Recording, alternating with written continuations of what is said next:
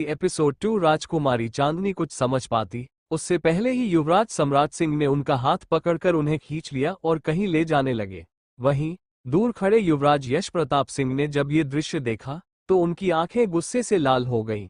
युवराज सम्राट सिंह का राजकुमारी चांदनी का इस तरह हक से हाथ पकड़कर कहीं ले जाना उन्हें बिल्कुल भी अच्छा नहीं लगा था। वे अपनी लाल आंखों से कुछ देर तक उस जगह को घूरते रहे जहां से सम्राट सिंह चांदनी को ले गए थे, फिर गुस्से में अपने कक्ष की ओर चले गए। वहीं दूसरी ओर युवराज सम्राट सिंह की इस हरकत से राजकुमारी चांदनी हैरान रह गई थी। वह बिना किसी प्रतिरोध के उनके साथ खींचती चली गई। सच तो ये था कि अगर चांदनी चाहती तो एक ही झटके में सम्राट सिंह को रोक सकती थी, लेकिन उन्हें भी सम्राट सिंह से कुछ जरूरी बातें करनी थी। जब से युवराज सम्राट सिंह महल में आए थे तब से ही चांदनी नोटिस कर रही थी कि उनकी नजरें लगातार उन्हीं पर टिकी हुई थी। रात के समय महल के हर हिस्से में मशालें जल रही थीं, लेकिन जिस जगह पर सम्राट सिंह चांदनी को लेकर आए थे वहां सिर्फ घना अंधेरा था। अंधेरे में पहुंचते ही सम्राट सिंह ने चांदनी का हाथ छोड़ दिया और उसकी ओर देखते हुए सिर्फ एक शब्द कहा, एंजेलिना। युवराज सम्राट सिंह के मुंह से यह नाम सुनकर राजकुमारी चांदनी स्तब्ध रह गई। वो बेहद ध्यान से सम्राट सिंह की ओर देखते हुए बोली, तुम कौन हो और तुम्हें मेरा नाम कैसे पता? चांदनी के सवाल पर सम्राट सिंह मुस्कुरा उठे और बोले, यार तू इतनी जल्दी मुझे भूल जाएगी, ये तो मैंने सोचा ही नहीं था। लेकिन कोई बात नहीं, मैं तुझे एक और मौका दे रहा हूं, पहचान मुझे। सम्राट सिंह की बात सुनते ही चांदनी तुरंत समझ गई कि यह शख्स कौन था।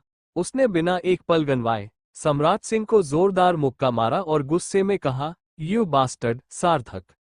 हाँ, सम्राट सिंह कोई और नहीं बल्कि सार्थक था, वही सार्थक जो सन 2104 में एंजेलिना का असिस्टेंट कम दोस्त हुआ करता था। सार्थक को यहाँ देखकर चांदनी बुरी तरह चौंक गई थी। हालांकि एंजेलिना की तरह ही सार्थक का भी चेहरा पूरी तरह बदल चुका था, लेकिन इसके बावजूद भी वह उसे पहचान चुकी थी। कुछ देर तक उसे घूरने के बाद चांदनी ने अचरज से पूछा, तुम यहाँ क्या कर रहे हो और तुम्हारी शक्ल कैसे बदल गई? चांदनी के सवाल पर सार्थक ने अपनी आंखें सनकरी करते हुए कहा, जिस तरह तुम्हारा इस दुनिया में जन्म हुआ है, ठीक वैसे ही मेरा भी इस दुनिया में पुनर्जन्म हुआ है। हालांकि मैं भी पुनर्जन्म जैसी बातों पर यकीन नहीं करता, लेकिन जो कुछ भी हमारे साथ हो रहा है उसे नजरअंदाज भी नहीं किया जा सकता।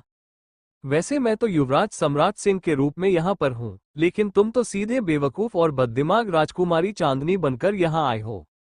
अपने लिए इतने प्रशंसनीय शब्द सुनकर राजकुमारी चांदनी गुस्से में आ गई और सार्थक को एक जोरदार पंच मारते हुए बोली, हम किस दुनिया में आ गए हैं, क्या तुम्हें इसका जरा भी अंदाजा है? सार्थक एंजेलिना को समझाते हुए बोला, देखो मैं एक कहानी पढ़ता था, तुमने देखा ही होगा, आशियाना नाम था उसका। चांदनी को भी तुरंत ही याद आ गया कि सार्थक सच में ऐसी एक किताब पढ़ता था। हालांकि वह पहले ही अनुमान लगा चुकी थी कि सार्थक आगे क्या कहने वाला है, लेकिन फिर भी वह उसके मुंह से सुनना चाहती थी। और जैसा उसने सोचा था वैसा ही हुआ। सार्थक ने आगे कहा, पता नहीं कैसे और क्या हुआ, लेकिन हम मेरी आशियाना वाली किताब के अंदर आ चुके हैं। शायद जिस किताब में वह कहानी लिखी गई थी वैसा ही कोई यूनिवर्स वास्तव में मौजूद हो। हमारा यूनिवर्स और मल्टीवर्स रहस्यों से भरा पड़ा है, लेकिन तुम्हें इतना तो पता ही होगा कि इस दुनिया में हमारी यूनिवर्स जैसी बहुत सारी अन्य यूनिवर्स भी मौजूद हैं। हम दोनों इस अजीब सी दुनिया में फंस चुके हैं और यहाँ पर तुम्हारी जिंदगी तो बहुत ही ज्यादा बर्बाद होने वाली है। सार्थक की आखिरी बात सुनकर एंजेलिना ने अपनी आंखें सनकरी कर ली और गुस्से में बोली, मेरी जिंदगी खराब होगी, इसका क्या मतलब है? सार्थक ने एंजेलिना को समझाने के अंदाज में कहा, देखो एंजल, पूरी स्टोरी तो मैंने भी नहीं पढ़ी है, लेकिन जितनी भी पढ़ी है उसमें तुम्हारे साथ बहुत बुरा हुआ है।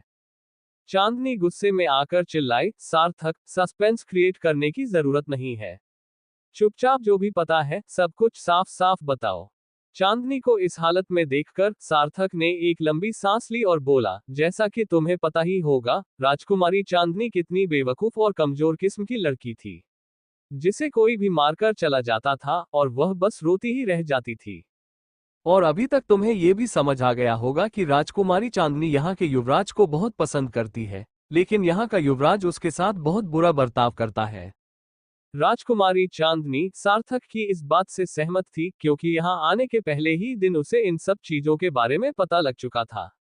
सार्थक ने अपनी बात आगे बढ़ाई। कुछ ही दिनों में युवराज की शादी यहाँ की एक अजीब लड़की से तय हो जाएगी, जिसका नाम कुसुम है। लेकिन पता नहीं उस बेवकूफ लड़की के दिमाग में क्या आया कि वह शादी के दिन मंडप पर पहुंची ही नहीं। और ऐसा क्यों हुआ, ये स्टोरी में आगे जाकर स्पष्ट होने वाला था, लेकिन अफसोस, मैंने आगे की कहानी कभी पढ़ी ही नहीं। कुसुम के मंडप पर नहीं आने की वजह से महारानी सुमित्रा देवी बेहद गुस्से में थी और अपने क्रोध में उन्होंने युवराज की शादी राजकुमारी चांदनी से करवा दी थी। बस तभी से बेचारी चांदनी के बुरे दिन शुरू हो गए थे। युवराज ने शादी की पहली रात ही राजकुमारी चांदनी को बहुत बुरी तरह से बेइज्जत किया और उस पर एक घटिया लड़की होने का आरोप लगा दिया। ये कहकर कि यही राजकुमारी चांदनी की असली मंशा थी, उन्होंने पूरी रात बहुत ही बेरहमी से उसका बलात्कार किया था। सुबह होने तक राजकुमारी की हालत इतनी खराब हो चुकी थी कि वह अगले 4 दिनों तक होश में नहीं आई थी। इन सब के बारे में जानने के बाद महारानी सुमित्रा देवी को युवराज पर इतना गुस्सा आया था कि उन्होंने उसे सजा के तौर पर 1 महीने के लिए महल से निकाल दिया था। 1 महीने बाद जब युवराज वापस आया तो उसने हर संभव कोशिश की थी राजकुमारी चांदनी को बेइज्जत करने और उसे हर तरीके से प्रताड़ित करने की। राजकुमारी चांदनी इतनी कमजोर थी कि वो सिर्फ रोती रहती थी और यही कारण था कि युवराज के दिल में उसके लिए नफरत और बढ़ती गई थी। जब अत्याचार की सारी हदें पार हो गईं, तब राजकुमारी चांदनी गहरे अवसाद में चली गई थी।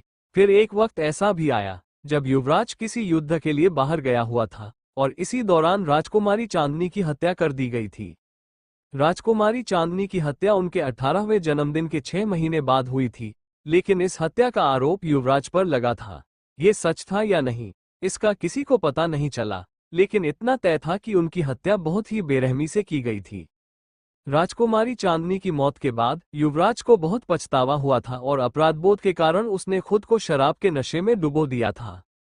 युवराज यश प्रताप सिंह की इसी कमजोरी का फायदा उठाने के लिए उसके सारे दुश्मनों ने एक साथ हाथ मिला लिया था।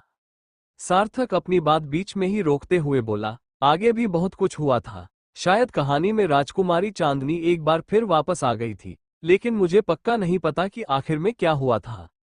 ये सब सुनकर राजकुमारी चांदनी बुरी तरह से हैरान हो चुकी थी। उसे यकीन ही नहीं हो रहा था कि युवराज इतना नीच इंसान हो सकता है। अपनी गुस्से से जलती हुई लाल आंखों के साथ उसने सार्थक से सवाल किया, इसके आगे क्या हुआ? इस पर सार्थक ने अपने दांत पीसते हुए जवाब दिया, अरे, इसके बाद मुझे इस युवराज पर इतना गुस्सा आया था कि मैंने इस स्टोरी को ही पढ़ना कुछ समय के लिए बंद कर दिया था। लेकिन मुझे तो इस बात का बिल्कुल भी अंदाजा नहीं था कि मैं खुद ही इस स्टोरी के अंदर आ जाऊंगा और राजकुमारी चांदनी का किरदार तुम्हें मिल जाएगा। एक और बात, आज भोजन घर में जो कुछ भी हुआ उसमें तुमने सब कुछ संभाल लिया था, लेकिन कहानी के अनुसार ऐसा कुछ भी नहीं हुआ था। कहानी में सच में युवराज ने जहर खा लिया था, जिसके बाद उनकी तबीयत बेहद खराब हो गई थी। सारा इल्जाम मेहमानों पर ही लगाया गया था, जिससे दोनों राज्यों के बीच दुश्मनी खड़ी हो गई थी। सार्थक कुछ सोचते हुए बोला, हो सकता है कि वे लोग जो राजकुमारी चांदनी को मारना चाहते थे या फिर उनकी हत्या के पीछे जिनका हाथ था, वे ही युवराज तेज सिंह और उनके परिवार के कोई सदस्य हो। चांदनी भी सार्थक की बात सुनकर गहरी सोच में डूब गई थी। सार्थक की बातों को सुनने के बाद राजकुमारी चांदनी यह समझ चुकी थी कि इस जगह पर भी कोई ऐसा इंसान है जो उसका दुश्मन है और उसे जान से मारना चाहता है। पर बात चाहे जो भी हो, इस वक्त इन लोगों के सामने कोई भोली भाली और मासूम राजकुमारी चांदनी नहीं, बल्कि डेविल क्वीन एंजेलिना थी। एंजेलिना की नजरें बेहद तेज थीं। वह एक ही नजर में लोगों को अच्छी तरह पहचान सकती थी और उनकी घबराहट को भांपने में माहिर थी। राजकुमारी चांदनी को एक और बात समझ में नहीं आ रही थी, अगर कहानी में असली राजकुमारी चांदनी इतने समय तक जिंदा थी, तो फिर यहाँ पर असल में उसकी मौत कैसे हो गई? क्या ये पहले से ही तय था कि राजकुमारी चांदनी के भीतर किसी और का पुनर्जन्म होगा? राजकुमारी चांदनी को अपने दुश्मनों को करारा जवाब देना अच्छे से आता था। वह किसी से डरती नहीं थी, लेकिन स्टोरी में चांदनी डरी हुई थी। चांदनी को किसी सोच में डूबा देखकर सार्थक बोला, एंजल, मुझे ऐसा लग रहा है कि हमारे यहाँ आ जाने की वजह से कहानी में बहुत बदलाव हो रहे हैं। कहानी के अनुसार युवराज को जहर खा लेना चाहिए था और मेरे परिवार से दुश्मनी पाल लेनी चाहिए थी, लेकिन सब कुछ बदल गया है। आज तुमने युवराज को बचाकर कहानी के ट्रैक को भी पूरी तरह बदल दिया है। जब युवराज के साथ कुछ नहीं हुआ, तो इसका मतलब ये भी है कि दोनों राज्यों के बीच कोई मतभेद नहीं हुआ। अगर हम इसी तरह कहानी में लिखी हुई घटनाओं को बदलते रहें तो शायद हम तुम्हारी मौत को भी बदल सकते हैं। चांदनी ने सार्थक की बात को नजरअंदाज करते हुए अपना सवाल पूछा, तुम यहाँ कैसे आए? राजकुमारी चांदनी के सवाल पर सार्थक ने अपना मुंह बनाया और बोला, यार, मुझे भी उन गुंडों के हाथों मरने का कोई शौक नहीं था, इसलिए मैं तुम्हारे साथ ही खाई में कूद गया था। लेकिन कौन जानता था कि आत्महत्या करने की कोशिश करने के बाद हमें अपनी दुनिया से इस खूबसूरत स्वर्ग जैसी दुनिया में टेलीपोर्ट कर दिया जाएगा। चांदनी ने रात की ओर देखते हुए सवाल किया, तो बताओ, वहां का क्या ख्याल है? सार्थक ने चांदनी को ऊपर से नीचे तक एक अजीब नजर से देखा और बोला, राजकुमारी चांदनी जी, अगर आपको उस दुनिया में जाना है तो शौक से जाए, लेकिन मुझे ये दुनिया बहुत पसंद आई है और मैं यहाँ से नहीं जाने वाला। सार्थक को सच में ये दुनिया बहुत पसंद आई थी। यहाँ की सबसे खास और अच्छी बात थी यहाँ की ठंडी ठंडी हवाएं। चांदनी सार्थक की तरफ देखते हुए बोली, मुझे भी यहाँ से नहीं जाना है। ये जगह बहुत ही ज्यादा खूबसूरत और ठंडी है। हमारे यहाँ के लोगों ने तो मिलकर पूरी धरती का सत्यानाश कर रखा है। राजकुमारी चांदनी ने अपनी बात को आगे बढ़ाते हुए कहा, पर बात चाहे जो भी हो, मार्क्स और स्मिता ने जो मेरे साथ किया है उसका बदला तो उन्हें चुकाना ही होगा। मार्क्स और स्मिता का नाम सुनते ही सार्थक का चेहरा भी गंभीर हो गया। वह चांदनी को भरोसा दिलाते हुए बोला, तुम फिक्र मत करो एंजल, हम उन लोगों को एक बहुत ही अच्छा सबक सिखाएंगे। सार्थक की बात पर चांदनी ने सहमति में सिर हिलाया और फिर पूछा, तुमने मुझे पहचाना कैसे? मतलब, मैं तो तुम्हें नहीं पहचान पाई थी। सार्थक ने अपने चेहरे पर हल्की मुस्कान लाते हुए कहा, जब मैंने तुम्हें पहली बार देखा था तभी मुझे शक हो गया था कि तुम एंजेलिना हो। देखो, खाई में कूदने के बाद अगर मैं इस दुनिया में आ सकता हूँ तो फिर जाहिर सी बात है कि तुम भी आ सकती हो। अगर मेरा चेहरा बदल सकता है तो तुम्हारा भी बदल सकता है। एंजेलिना चुपचाप सार्थक की बातें सुन रही थी। उसकी नजर में सार्थक एक बेवकूफ से ज्यादा और कुछ भी नहीं था। सार्थक एंजेलिना की ओर देखते हुए आगे बोला, मैंने इस कहानी को काफी पढ़ा है और उसके मुताबिक राजकुमारी चांदनी एक बेवकूफ और डरपोक किस्म की लड़की थी। लेकिन जब से मैं यहाँ आया हूँ तब से तुम्हारा खतरनाक और डोमिनेटिंग ऑरा महसूस कर रहा हूँ। और अभी थोड़ी देर पहले जिस तरह से तुमने बावर्ची की पिटाई की, उसके बाद तो मैं 100% श्योर हो गया कि तुम ही एंजेलिना हो।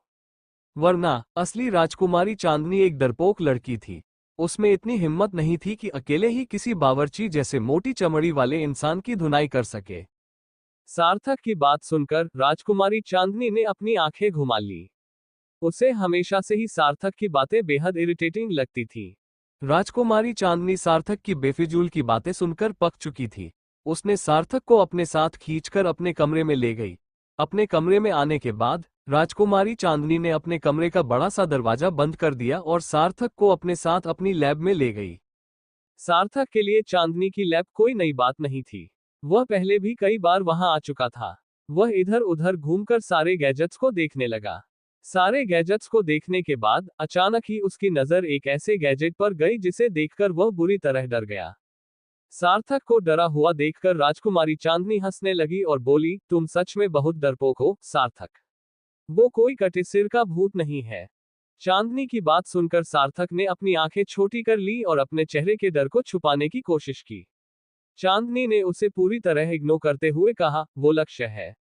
देखो, उसका चेहरा कितना हैंडसम बनाया है मैंने। चांदनी की बात सुनकर सार्थक का दिमाग घूम गया। जाहिर सी बात थी कि वह भी लक्ष्य के बारे में बहुत अच्छे से जानता था। लेकिन जिस समय उसने लक्ष्य को देखा था तब उसका आकार सिर्फ एक अंडे जैसा था। आज जिस लक्ष्य को चांदनी दिखा रही थी उसके पास तो एक इंसानी चेहरा था। सार्थक बहुत ध्यान से लक्ष्य को देखने लगा और तभी उसे समझ में आया कि लक्ष्य के चेहरे में अभी भी आईब्रोज और दाढ़ी की कमी थी। चांदनी ने सार्थक से पूछा, कैसा लग रहा है वो? तुम बस देखते जाओ, धीरे धीरे मैं इसे कितना परफेक्ट बना देती हूँ। हालांकि मैं इसके 4 हाथ देने वाली थी और इसके पैरों की जगह पहिए लगाने वाली थी, लेकिन ये सब हमारी दुनिया में ज्यादा अच्छा लगता। यहाँ के लोग तो इसे एलियन ही समझने लगेंगे। चांदनी की बात पर सार्थक भी सहमत हुआ और बोला, लक्ष्य बहुत ही खास तरीके का आए है, कुछ भी ऐसा मत करना कि लक्ष्य तुमसे दूर हो जाए। सार्थक की बात पर चांदनी मुस्कुराते हुए बोली, तुम फिक्र मत करो, मैं इसे इतनी बारीकी से तैयार करूंगी कि लक्ष्य सबको इंसान ही दिखाई देगा। और अपने पर्सनल बॉडीगार्ड के रूप में मैं लक्ष्य को हर वक्त अपने पास ही रखूंगी। लक्ष्य एक खजाना है जिसे मैं किसी भी गलत हाथों में नहीं पड़ने दूंगी। तभी साइड से आवाज आई, मास्टर, मैं आपको वैसे भी छोड़कर नहीं जाऊंगा। आपके वजूद से ही मेरा वजूद है। अगर आपको कुछ हो गया तो मैं खुद भी डिस्ट्रॉय हो जाऊंगा। यह आवाज लक्ष्य की थी। सार्थक ने अपनी आंखें छोटी करके कहा, यह लक्ष्य एक्टिवेट कैसे होता है? चांदनी ने उसे बताया, लक्ष्य सिर्फ उसके नाम लेने से ही एक्टिवेट होता है, वो भी तब जब उसका नाम किसी और ने नहीं बल्कि मैंने लिया हो। सार्थक ने भी इस बात को नोटिस कर लिया था कि जब से वह यहाँ आया था उसने कई बार लक्ष्य का नाम लिया, लेकिन लक्ष्य एक्टिवेट नहीं हुआ। लेकिन जब भी चांदनी उसका नाम ले रही थी वो तुरंत ही एक्टिवेट हो जा रहा था। सार्थक ने चांदनी से शिकायत करते हुए कहा, लेकिन चांदनी, जब भी लक्ष्य बोल रहा है तब उसके होंठ तो हिल ही नहीं रहे हैं।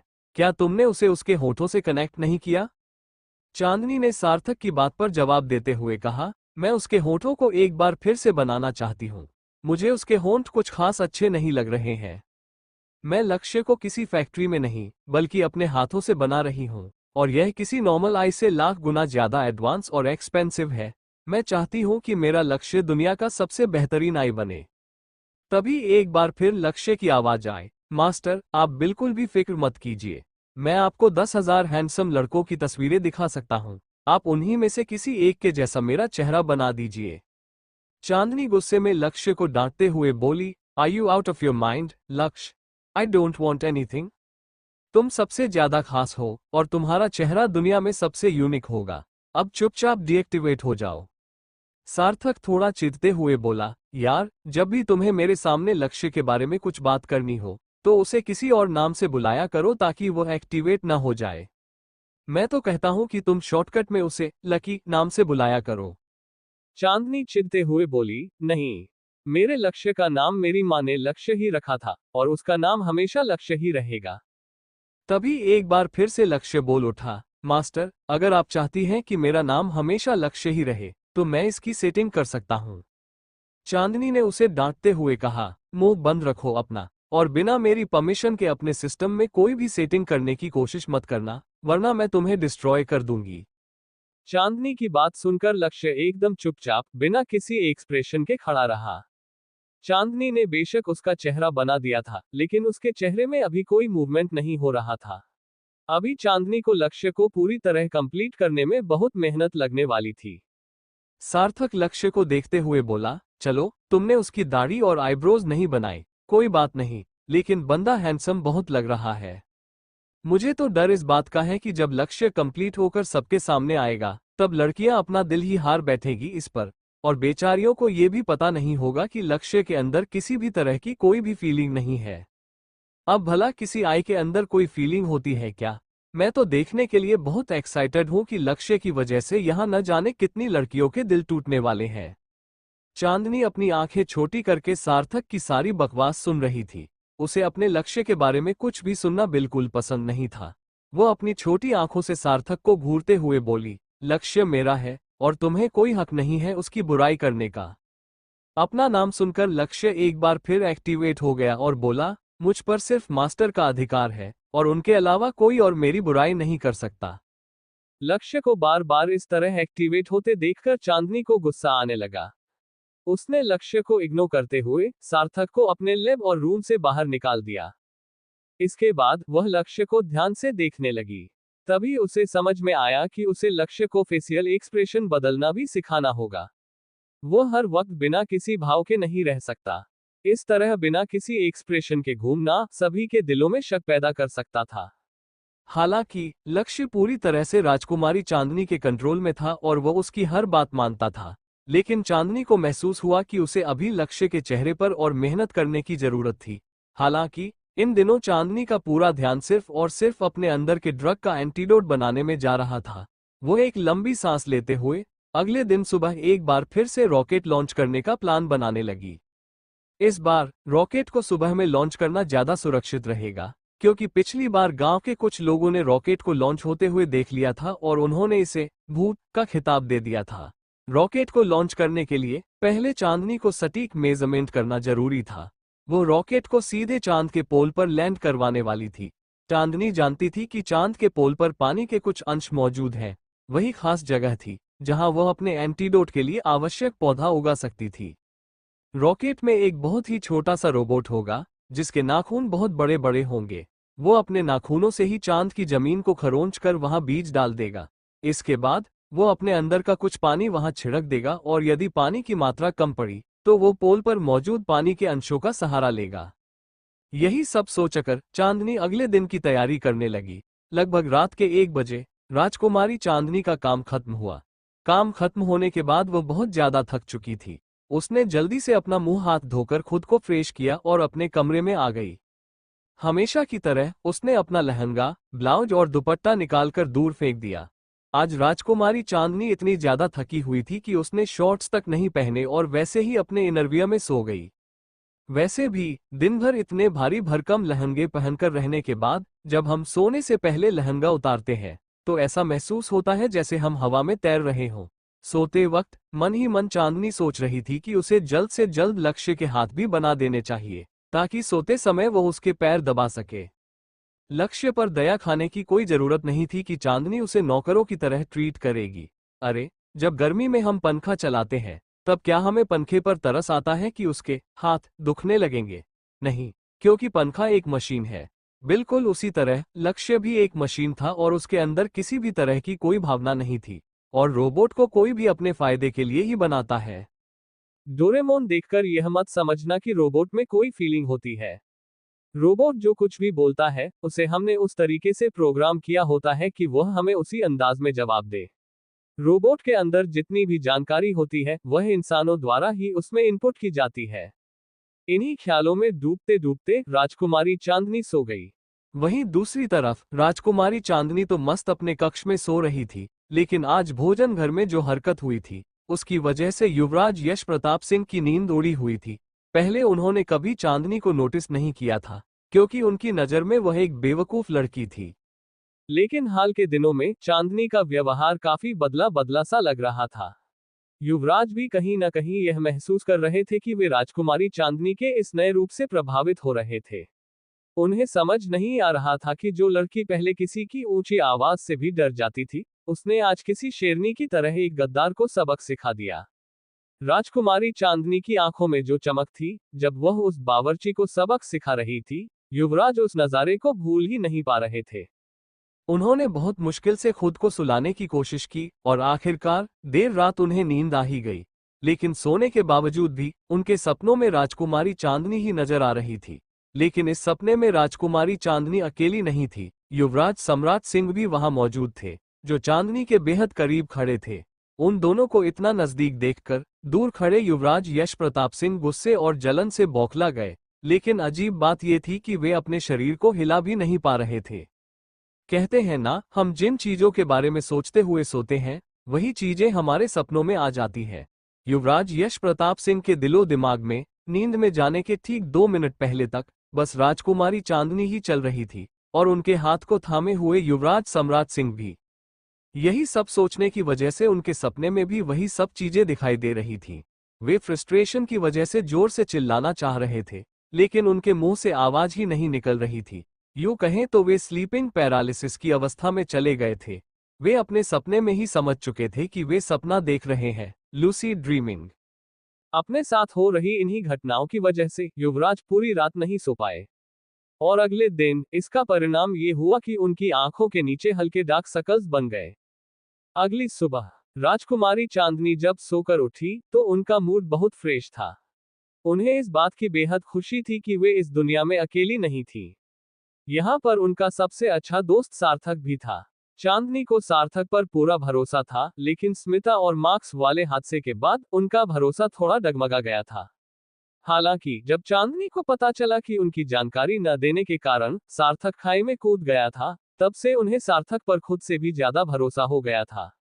ये जानकर कि सार्थक उनके लिए वफादार था, चांदनी बहुत खुश हुई। कम से कम इस मतलबी दुनिया में कोई तो ऐसा इंसान था जिसे उनकी परवाह थी। राजकुमारी चांदनी जल्दी से तैयार हुई और सार्थक को ढूंढने के लिए बाहर निकल गई। उन्हें सार्थक को आज के रॉकेट लॉन्चिंग के प्लान के बारे में बताना था। अपने कमरे से बाहर आते ही राजकुमारी चांदनी ने नोटिस किया कि आज का मौसम बेहद ठंडा, अंधकार में और खराब था। उन्होंने ध्यान से आसमान में घिरे हुए बादलों को देखा और तुरंत ही समझ गई कि कुछ समय बाद बारिश होने वाली थी। बारिश की बात सोचते ही राजकुमारी चांदनी के मन में घबराहट होने लगी। हालांकि उनके चेहरे पर यह डर दिखाई नहीं दे रहा था। उन्हें बारिश बिल्कुल भी पसंद नहीं थी। वे अपनी नजरें घुमाकर आसपास के सभी लोगों को ध्यान से देखने लगी, ये समझने के लिए कि क्या यहाँ के लोग भी इस स्थिति से डरते हैं या नहीं। लेकिन उन्हें हैरानी तब हुई जब उन्होंने देखा कि यहाँ के लोग बारिश के बारे में सोच सोचकर खुश हो रहे थे। राजकुमारी चांदनी को समझ में नहीं आ रहा था कि बारिश देखकर यहाँ के लोग इतने खुश क्यों थे। वह सभी को नजरअंदाज करते हुए अपने कमरे में वापस चली गई। कमरे में पहुंचकर वह खिड़की के पास जाकर बाहर का नजारा देखने लगी। राजकुमारी के कमरे की खिड़की महल के पिछले हिस्से की ओर खुलती थी, जहां आमतौर पर कोई नहीं होता था।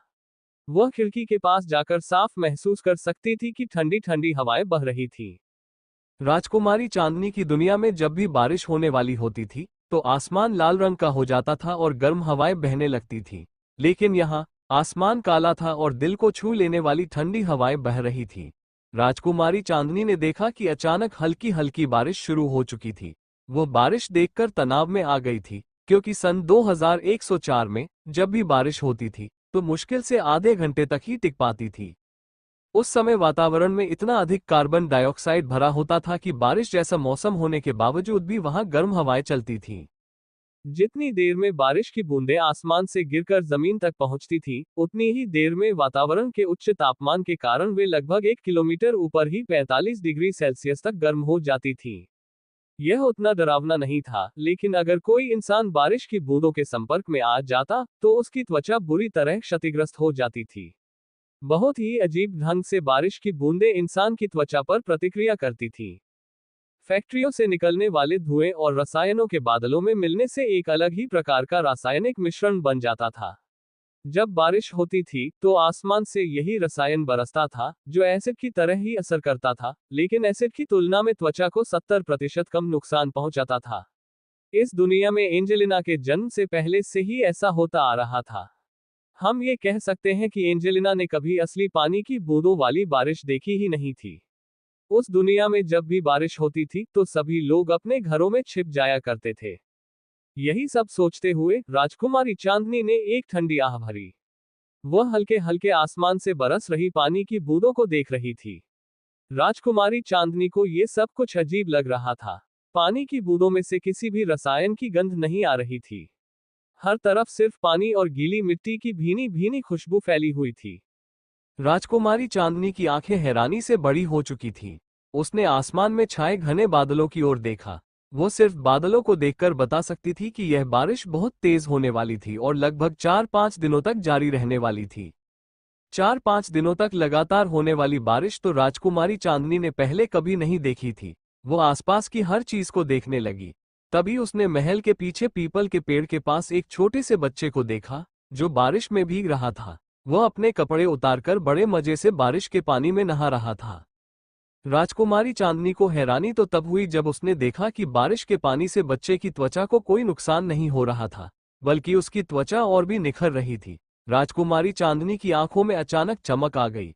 वो समझ गई कि आसमान से गिरने वाली ये बूंदें असली पानी की हैं, बिना किसी मिलावट के। यहाँ की बारिश की बूंदें गर्म नहीं, बल्कि ठंडी थीं। अब तो राजकुमारी चांदनी का भी बारिश में भीगने का मन करने लगा। उसने एक नज़र अपने लहंगे की ओर डाली और तुरंत कपड़े बदलने चली गई। बदलने के बाद उसने काले रंग की बहुत ही हॉट शॉट ड्रेस पहनी थी। इसके बाद उसने अपने ऊपर काले रंग का एक मोटा चादर लपेट लिया और खिड़की के रास्ते महल से बाहर निकल आई। वो सारी सुरक्षा को चकमा देकर भाग गई। जैसे जैसे बारिश की बूंदें राजकुमारी चांदनी के ऊपर गिर रही थीं, उसके दिल में एक अजीब सा सुकून महसूस हो रहा था। उसे अच्छे से याद था कि महल से लगभग 10 किलोमीटर दूर एक बहुत बड़ी झील है। उसने अपने चादर के अंदर से स्केट शूज निकाले और उन्हें पहनकर जंगल की ओर बढ़ गई। उसे अच्छी तरह पता था कि कोई भी इंसान 10 किलोमीटर तक पैदल जाना नहीं चाहेगा, इसलिए वह बेफिक्र होकर वहां चली गई। झील के पास पहुंचकर उसने अपने चादर को इतनी दूर फेंका जैसे कि वह कोई दुश्मन हो। बारिश में भीगते हुए राजकुमारी चांदनी को अचानक एक गाना याद आ गया। उसने अपनी घड़ी निकालकर उसे पेड़ के नीचे छुपा दिया और घड़ी से संगीत बजने लगा। जैसे ही संगीत प्ले हुआ, राजकुमारी चांदनी ने गाना गाते हुए नाचना शुरू कर दिया। दिलबा दिलबा, हाँ दिलबा दिलबा, दिलबा दिलबा, हाँ दिलबा दिलबा। होशनाक खबर है। ये कैसा असर है? होशनाक खबर है। ये कैसा असर है? तुमसे मिलने के बाद दिलबा, तुमसे मिलने के बाद दिलबा। इस गाने को गाते हुए राजकुमारी चांदनी झरने के बिल्कुल नीचे आ चुकी थी। झरने का ठंडा पानी और बारिश की ठंडी बूंदें उसके दिल को अंदर तक झकझोर चुकी थीं। वो मुस्कुराते हुए अपने बालों को लहराते हुए आगे की पंक्तियां गाने लगी। दर्द है चुभन है क्या दीवानापन है, दर्द है चुभन है क्या दीवानापन है, तुमसे मिलने के बाद दिलबा, हाँ तुमसे मिलने के बाद दिलबा दिलबा दिलबा दिलबा। राजकुमारी चांदनी अपने ही धुन में डांस कर रही थी, लेकिन वह इस बात से बिल्कुल अनजान थी कि उसकी मधुर आवाज सुनकर कोई उसकी ओर खिंचा चला आ रहा था। युवराज यश प्रताप सिंह, जो सुबह बारिश से पहले ही इस जंगल में अकेले शिकार के लिए निकले थे, बारिश की वजह से यहीं फंस गए थे। जब उनके कानों में राजकुमारी चांदनी की मधुर आवाज पड़ी, तो वे अनजाने में ही उस दिशा में बढ़ने लगे जहां से आवाज आ रही थी। इस आवाज का पीछा करते करते युवराज यश प्रताप सिंह लगभग राजकुमारी चांदनी तक पहुंच ही चुके थे कि तभी उनके कानों में फिर से वही मधुर आवाज गूंज उठी। तू मेरा ख्वाब है, तू मेरे दिल का करार। इस बार युवराज झटके से पीछे पलटे और उनकी आंखें हैरानी से बड़ी हो गईं। राजकुमारी चांदनी उनके सामने ही थी। उसने इस समय बेहद छोटे और आकर्षक कपड़े पहने हुए थे, जो काफी रिवीलिंग थे। सच तो ये था कि राजकुमारी चांदनी ने सोचा भी नहीं था कि यहाँ कोई और हो सकता है, इसलिए वो बेफिक्र होकर नाच रही थी। पहले तो युवराज की नजर उसके पैरों पर पड़ी, जो बहुत ही गोरे और मक्खन की तरह मुलायम दिख रहे थे। इस समय राजकुमारी चांदनी बेहद मोहक अंदाज में डांस कर रही थी। युवराज चाहकर भी अपनी नजरें उससे हटा नहीं पा रहे थे। वो इस समय जमीन पर लेटकर बिल्कुल किसी जलपरी मरमेड की तरह नृत्य कर रही थी। तू मेरा ख्वाब है, तू मेरे दिल का करार, देख ल जाने मन, देख ले बस एक बार। बेचारी राजकुमारी चांदनी को इस बात का बिल्कुल भी अंदाजा नहीं था कि कोई उसे इतनी शिद्दत से देख रहा था। युवराज यश प्रताप सिंह बिना किसी हिचक के राजकुमारी चांदनी के हर एक अंग को टकटकी लगाए देख रहे थे। शायद उन्हें खुद भी इस बात का एहसास नहीं था, लेकिन राजकुमारी चांदनी तो बस अपने में ही मगन होकर डांस कर रही थी। वो इस समय पेड़ की एक डाली को पकड़कर झूली हुई थी। उसके चेहरे पर एक बड़ी सी मुस्कान थी और वह किसी मोरनी की तरह झूमकर नाच रही थी। चूम ले जिस्म को हमनसीन पासा। हालांकि युवराज खुद को बेहद आत्म अभिमानी समझते थे, इसलिए वे इस बात को स्वीकारने से कतरा रहे थे, लेकिन सच यही था कि इस वक्त उनका मन राजकुमारी चांदनी के जिस्म को चूम लेने का कर रहा था। चैन खो गया है, कुछ तो हो गया है, चैन खो गया है, कुछ तो हो गया है, तुमसे मिलने के बाद दिलबा। हाँ, तुमसे मिलने के बाद दिलबा। इस वक्त युवराज पूरी तरह भूल चुके थे कि यह वही लड़की थी जिससे वे सबसे ज्यादा नफरत करते थे। अब उन्हें सिर्फ राजकुमारी चांदनी का चांद सा चमकता चेहरा दिख रहा था, जिस पर बारिश की बूंदें ठहर गई थी। दिलबा दिलबा दिलबा, हाँ दिलबा दिलबा दिलबा दिलबा दिलबा दिलबा, हाँ दिलबा दिलबा दिलबा। धीरे धीरे युवराज भी अब अपने आपे से बाहर जाने लगे। उन्होंने अपने कदम राजकुमारी चांदनी की दिशा में बढ़ा दिए। जैसे ही वे राजकुमारी चांदनी के पास पहुंचे, उन्होंने तुरंत ही उसके दोनों कंधों को पकड़कर उसे एक पेड़ के खिलाफ दबा दिया और उसके खुले गले और क्लीवेज पर पागलों की तरह चूमने लगे। इश्क बेताब है, हुस्न की महकी बहार, इश्क बेताब है, हुस्न की महकी बहार। युवराज को देखकर ऐसा लग रहा था जैसे वे होश में ही नहीं थे। उनकी इस हरकत से राजकुमारी चांदनी की सांसें लंबी और तेज होने लगी। मूसलाधार बारिश के बावजूद वहां का माहौल बेहद गर्म हो चुका था। युवराज अपनी बढ़ती हुई धड़कनों को काबू में नहीं रख पा रहे थे। उस जगह पर चुंबनों की आवाज इतनी तेज गूंज रही थी कि कोई भी उसे सुनकर शर्म से लाल हो जाता।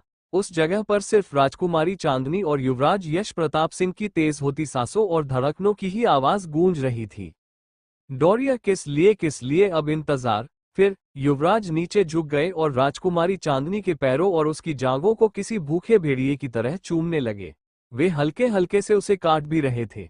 वे बिल्कुल भी अपनी भावनाओं को काबू में नहीं रख पा रहे थे। ऊपर से बारिश माहौल को और भी ज्यादा रोमांटिक बना रही थी। टूटा है बदन, क्या हुआ क्या पता। युवराज ने राजकुमारी चांदनी को खींचते हुए झरने के नीचे ले गए और फिर उसे झरने के बीच में मौजूद एक चट्टान पर लिटा दिया। अभी राजकुमारी चांदनी उठ भी नहीं पाई थी कि युवराज उसके ऊपर चढ़ गए और दीवानों की तरह उसके पूरे शरीर पर किस करने लगे। इस बारिश में युवराज पूरी तरह मदहोश हो चुके थे। लेकिन तभी बिजली बहुत तेज चमकी और जोर की आवाज के साथ कड़की, जिसकी वजह से युवराज यश प्रताप सिंह अचानक ही होश में आ गए। वे अभी भी अपनी जगह पर खड़े राजकुमारी चांदनी को निहार रहे थे। अब तक जो कुछ भी हुआ था वो सब सिर्फ एक हसीन सपना था। युवराज यश प्रताप सिंह को खुद पर ही यकीन नहीं हो रहा था कि उनके मन में राजकुमारी चांदनी के लिए इतने अश्लील ख्याल क्यों आने लगे थे। वे अपने सपने में राजकुमारी को पागलों की तरह किस कर रहे थे, लेकिन क्यों? यह वही राजकुमारी चांदनी थी जिससे वे सबसे ज्यादा नफरत करते थे। युवराज ने अपनी नजरें उठाकर राजकुमारी चांदनी की ओर देखा। उन्हें दिखा कि राजकुमारी झील के अंदर डुबकी लगाकर बाहर निकल रही थी।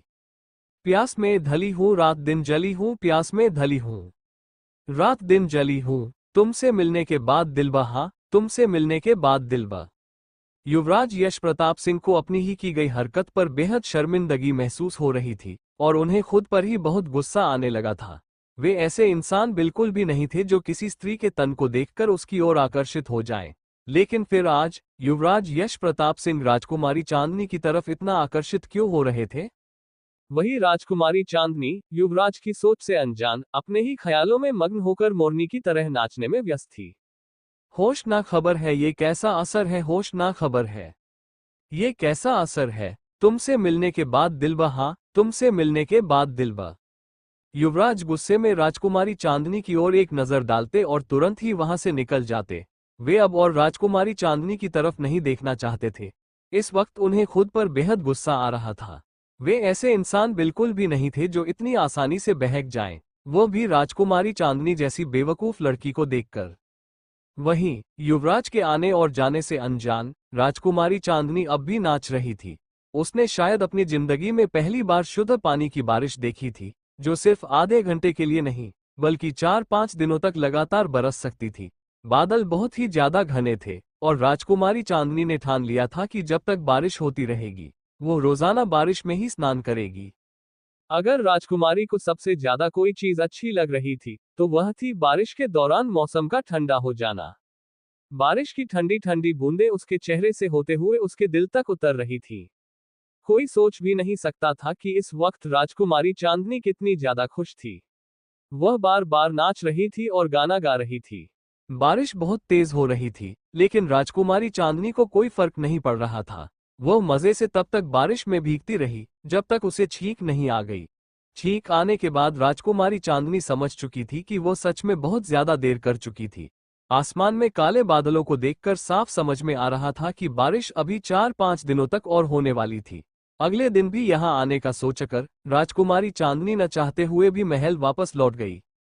वहीं दूसरी तरफ युवराज सम्राट सिंह को भी पहली बार शुद्ध पानी की बारिश अच्छी लगी थी। अपनी इच्छाओं को काबू में वह भी नहीं रख पाए थे। वह एक पुरुष थे जिसकी वजह से वह अपने ऊपर के कपड़े उतारकर छत पर जाकर बारिश में भीग सकते थे। इसीलिए युवराज सम्राट सिंह बारिश में छत पर भीग रहे थे। वह मन ही मन इस बात को अच्छे से जानते थे कि इस मौके का फायदा राजकुमारी चांदनी भी अच्छी तरह उठा रही होगी। वहीं छत पर युवराज सम्राट सिंह से थोड़ी ही दूरी पर 2 सैनिक अपने हाथ में एक तौलिया लेकर खड़े थे। जब युवराज सम्राट सिंह का मन भीगने से भर जाएगा तब वे उस तौलिए का इस्तेमाल करने वाले थे। इसी बीच कुसुम और कामिनी जी अपने कक्ष में बहुत गुस्से में बैठी हुई थीं। दोनों को ही राजकुमारी चांदनी का बदला हुआ रवैया बिल्कुल पसंद नहीं आ रहा था। पहले तो वे लोग मन भरकर राजकुमारी चांदनी को परेशान कर लेते थे, लेकिन अब ऐसा कुछ भी नहीं हो पा रहा था। कुसुम अपने दांत पीसते हुए अपनी माँ से बोली, माँ, ये चांदनी कोई अमृत पीकर आई है क्या, जो मरने का नाम ही नहीं ले रही है? इतनी मुश्किल से उसे अपने रास्ते से हटाने की योजना बनाते हैं, लेकिन वो हर बार बच जाती है। कुसुम की बात सुनकर कामिनी जी ने अपनी आंखें संकरी कर ली और पूछा, अब क्या किया था तुमने राजकुमारी चांदनी को मारने के लिए? दोनों अभी बात ही कर रहे थे कि तभी राजकुमारी चांदनी रानी माँ के कमरे की ओर जा रही थी। उसी वक्त उसके कानों में माँ बेटी की आवाजें पड़ गईं। अपना नाम सुनते ही राजकुमारी चांदनी सतर्क हो गई। उसने अपने कानों को और चौकन्ना कर लिया और दोनों की बातें सुनने लगी। उधर कुसुम अपने गुनाह को स्वीकार करते हुए कामिनी जी को बता रही थी, उस चांदनी के पास युवराज के नाम से एक खत भिजवाया था कि युवराज उससे झील किनारे मिलना चाहते हैं। और वो बेवकूफ चांदनी तो दिमाग से पैदल है। एक पल के लिए भी उसके दिमाग में ये ख्याल नहीं आया कि जो इंसान उससे इतनी नफरत करता है वो उसे मिलने के लिए क्यों बुलाएगा। बस युवराज उसे बुला रहे हैं, यही सोचकर वो बेवकूफ बिना सोचे समझे झील किनारे चली गई, जहां मेरे गुंडे पहले से ही उसका इंतजार कर रहे थे। उन सभी ने चांदनी के सिर पर डंडा मारकर उसे झील में फेंक दिया था। सिर पर चोट लगने की वजह से वो पहले ही बेहोश हो चुकी थी और तैरना नहीं आने की वजह से उसके बचने का कोई रास्ता ही नहीं था। फिर पता नहीं अचानक से वो 2 कौड़ी का सैनिक चांदनी को बेहोशी की हालत में महल कैसे लेकर आ गया था। अपनी बेटी की बात सुनकर कामिनी जी ने अपना सिर पकड़ लिया। हालांकि चांदनी उन्हें भी पसंद नहीं थी, लेकिन वो पूरी योजना के साथ ही राजकुमारी चांदनी पर हमला करवाना चाहती थी, ताकि वो जिंदा वापस आ ही न पाए। उन्होंने कुसुम को डांटते हुए कहा, बेवकूफ लड़की, तुमने एक बार भी सोचा कि वो सैनिक वहां पर क्या कर रहा था? अपनी मां की बात सुनकर कुसुम सोच में पड़ गई। कामिनी जी उसे समझाते हुए बोली, इस महल का कोई और सदस्य भी वहां पर था, जिसके पीछे वह सैनिक गया था, और भगवान से प्रार्थना करना कि वो इंसान युवराज यश प्रताप सिंह न हो। अगर युवराज के हाथ तुम्हारे भेजे गए गुंडे लग गए, तो तुम्हारा सच भी बहुत जल्द युवराज के सामने आ जाएगा, और फिर तुम कभी इस महल की महारानी नहीं बन पाओगी। अपनी मां की बात सुनकर अब जाकर कुसुम को सारी बात समझ में आई। अब उसे डर लगने लगा था कि आखिर महल का कौन सा इंसान वहां पर मौजूद था। कुसुम डरते हुए अपनी मां से बोली, मां, हम आपसे हाथ जोड़कर विनती करते हैं, कुछ कीजिए ताकि हम यहाँ की महारानी बन सके, हमारा विवाह युवराज से हो सके। अपनी बेटी को समझाते हुए कामिनी जी बोली, तुम फिक्र मत करो, मैं महारानी सुमित्रा देवी से इस बारे में बात करती हूँ। वैसे भी युवराज का राज्याभिषेक तब तक नहीं हो सकता जब तक उनका विवाह न हो, क्योंकि पूजा में उनकी पत्नी का होना भी जरूरी है। अपनी मां की बात सुनकर कुसुम ने अपने चेहरे पर शैतानी मुस्कान लाते हुए कहा, और उस पूजा में महारानी की जगह मैं बैठूंगी। ये सोचकर दोनों मां बेटी शैतानों की तरह हंसने लगी। वहीं दूर से ही राजकुमारी चांदनी इन दोनों मां बेटी की सारी बातें सुन चुकी थी। उसे बहुत गुस्सा आ रहा था कि कुसुम की वजह से असली राजकुमारी चांदनी की मौत हो गई थी। लेकिन राजकुमारी चांदनी की मौत की वजह से ही तो एंजेलिना को नया जीवन दान मिला था। पर जो भी हो, असली राजकुमारी चांदनी के कातिलों को अब एंजेलिना छोड़ने वाली नहीं थी। लेकिन एक बात अभी भी चांदनी की समझ में नहीं आ रही थी, उसे उस दिन झील में से आखिर बचाया किसने था। अचानक ही राजकुमारी चांदनी को याद आया कि जब वह पहली बार इस दुनिया में होश में आई थी, तब उसे ऐसा महसूस हुआ था जैसे वह किसी की बाहों में थी। पर बात चाहे जो भी हो, उसे इतना तो पता था कि युवराज यश प्रताप सिंह और कुसुम का विवाह नहीं होने वाला था। विवाह के दिन कुछ ऐसा जरूर होगा जिसकी वजह से कुसुम विवाह छोड़कर भाग जाएगी। लेकिन इस बार राजकुमारी चांदनी खुद को बलि नहीं चढ़ने देगी। राजकुमारी चांदनी को सब्स्टिट्यूट दुल्हन बनने का कोई शौक नहीं था। दोनों माँ बेटी की बातें सुनने के बाद वह रानी माँ के कक्ष में जाने के बजाय सीधे अपने कमरे में लौट आए। झील के पास से वापस आते वक्त राजकुमारी चांदनी ने रॉकेट को चांद पर लॉन्च कर दिया था। वह अपनी बीमारी को ठीक करने में कोई भी जोखिम नहीं लेना चाहती थी। अपने कमरे में आने के बाद वह सीधे अपनी लैब में चली गई। सबसे पहले उसने अपने आदमियों से संपर्क किया। दूसरी तरफ से तुरंत ही कॉल कनेक्ट हो गया और एंजेलिना का सबसे खास बॉडीगार्ड उसे बताने लगा, मास्टर, पिछले कुछ दिनों से कुछ लोग हमारे बेस पर नजर बनाए हुए हैं। उसकी बात सुनकर राजकुमारी चांदनी का चेहरा गंभीर हो गया। वो किसी साइको की तरह अपनी गर्दन मसलते हुए बोली, तुम्हें तो मेरा नियम पता है ना लॉरेंस? कोई इंसान हमें एक थप्पड़ भी मार पाए, उसके पहले ही हमें उसे 4 थप्पड़ मार देना चाहिए। साम, दाम, दंड, भेद, जो करना है करो, लेकिन उनमें से किसी एक आदमी को पकड़कर टॉर्चर रूम में ले जाओ। उस इंसान को 3rd डिग्री टॉर्चर दो और पता करो कि वो किसका आदमी है। जब ये पता लग जाए तो उसके ही बेस को आग लगा दो। राजकुमारी चांदनी की बात सुनकर उसका खास बॉडीगार्ड लॉरेंस, ओके मास्टर, कहकर आदेश का पालन करने के लिए निकल पड़ा। इसके बाद चांदनी ने मार्क्स और स्मिता के बारे में पूछा, वो दोनों लैला मजनू की जोड़ी क्या कर रही है? उनके बारे में कोई लेटेस्ट न्यूज़? उसकी बात पर लॉरेंस ने जवाब दिया, मास्टर, इस वक्त स्मिता अपनी बीमारी से जूझ रही है। वो अपनी हर मुमकिन कोशिश करके डॉक्टर एंजल आरआर को ढूंढ रही है। लॉरेंस की बात सुनकर चांदनी के चेहरे पर एक शैतानी मुस्कान आ गई। स्मिता वही डॉक्टर ढूंढ रही थी जिसे अपनी घटिया साजिश के तहत उसने खुद जान से मार दिया था। लेकिन राजकुमारी चांदनी इतनी निर्दयी नहीं थी कि वह स्मिता को इतनी आसानी से मरने दे। अपने चेहरे पर वही डेविल स्माइल लिए वह लॉरेंस से बोली, उसकी बीमारी के फर्स्ट ट्रायल में मैंने जो एंटीडोट बनाया था उसे स्मिता तक पहुंचा दो। चांदनी की बात सुनकर लॉरेंस की आंखें बड़ी हो गईं। उसे यकीन ही नहीं हो रहा था कि उसकी बॉस कितनी ज्यादा निर्दयी हो सकती है। राजकुमारी चांदनी का फर्स्ट ट्रायल फेल हुआ था। उस एंटीडोट की वजह से स्मिता की 70% बीमारी तो ठीक हो जाएगी, लेकिन उसके हॉर्ट में कैंसर बनना शुरू हो जाएगा।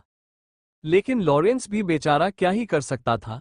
उसे अच्छे से पता था कि कैंसर का इलाज हो सकता है, लेकिन वह इलाज इतना दर्दनाक होगा कि स्मिता जीते जी नरक के दर्शन कर लेगी। जिस खूबसूरती पर उसे घमंड था, वही खूबसूरती उससे छिन जाने वाली थी। थोड़ी देर लॉरेंस से बात करने के बाद राजकुमारी चांदनी ने कॉल काट दिया। कॉल कट होने के बाद वो एक बार फिर लक्ष्य के पास आ गई। वो खुद से ही अपनी तारीफ करते हुए बोली, वाह लक्ष्य, तुम कितने हैंडसम हो, आखिर बनाया भी तो तुम्हें मैंने ही है। लक्ष्य ने अपनी इमोशनलेस आवाज में जवाब दिया, थैंक यू मास्टर, मुझे अपना कीमती समय देकर परफेक्ट बनाने के लिए। राजकुमारी चांदनी ने उसे आदेश देते हुए कहा, लक्ष्य, भले ही अभी तक सिर्फ तुम्हारा चेहरा बना है, लेकिन तुम्हें अभी से मेरे लिए काम करना होगा।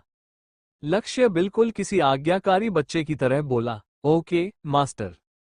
चांदनी ने आगे कहा, यहाँ से लगभग 5 किलोमीटर तक अपने हियरिंग सेंस को फैलाओ और यहाँ पर जो भी मेरे बारे में बातें कर रहा हो उसकी जानकारी मुझे दो। अपने कानों को हर वक्त खुले रखो और हर चीज सुनते रहो। जब भी तुम्हें कुछ गड़बड़ लगे, चाहे मुझसे संबंधित हो या कोई इंसान मदद के लिए चिल्ला रहा हो, तुरंत मुझे इन्फॉर्म करो। लक्ष्य ने सिर्फ एक शब्द में जवाब दिया, ओके मास्टर। लक्ष्य को और भी कुछ जरूरी बातें समझाने के बाद राजकुमारी चांदनी अपनी लैब से बाहर निकल गई। वो इस बात पर बिल्कुल भी ध्यान नहीं दे रही थी कि उसका दुपट्टा अब लगभग 60% जमीन पर घिसट रहा था। जैसे ही वह अपने कमरे में पहुंची, उसने अपने फेशियल एक्सप्रेशन को मासूम बना लिया, लेकिन जैसे ही उसने एक कदम आगे बढ़ाया, वो अपने ही दुपट्टे में फंस गई और सीधा मुंह के बल जमीन पर गिर गई। किस्मत अच्छी थी कि जमीन पर मुलायम कारपेट बिछा हुआ था, जिससे उसे ज्यादा चोट नहीं लगी, लेकिन फिर भी राजकुमारी चांदनी को बहुत गुस्सा आ रहा था। उसने अपनी जिंदगी में कभी भी लहंगा नहीं पहना था और आज मजबूरी में हर वक्त उसे यही पहनना पड़ रहा था। मन ही मन झल्लाकर वो गुस्से में बड़बड़ाई, अब बस बहुत हो गया। अब इस लहंगे नाम की प्रॉब्लम का कोई परमानेंट सॉल्यूशन ढूंढना होगा। मैं इस पहाड़ को अपने ऊपर लाद कर नहीं घूम सकती अब। बाहर अब भी तेज बारिश हो रही थी। राजकुमारी चांदनी को समझ ही नहीं आ रहा था कि अब उसे क्या करना चाहिए। थोड़ी देर सोचने के बाद वो युवराज सम्राट सिंह से मिलने के लिए उनके कक्ष की ओर चल पड़ी। जैसे ही वो युवराज सम्राट सिंह के कक्ष के पास पहुंची, उसे कक्ष के बाहर ही युवराज सम्राट सिंह दिखाई दे गए। सम्राट सिंह उर्फ सार्थक की नजर भी राजकुमारी चांदनी पर पड़ गई। वह भी अपने कदम उसकी तरफ बढ़ाने लगा। राजकुमारी चांदनी के पास पहुंचते ही सम्राट सिंह ने कहा, यार एंजल, मुझे समझ में नहीं आ रहा कि अब मुझे क्या करना चाहिए।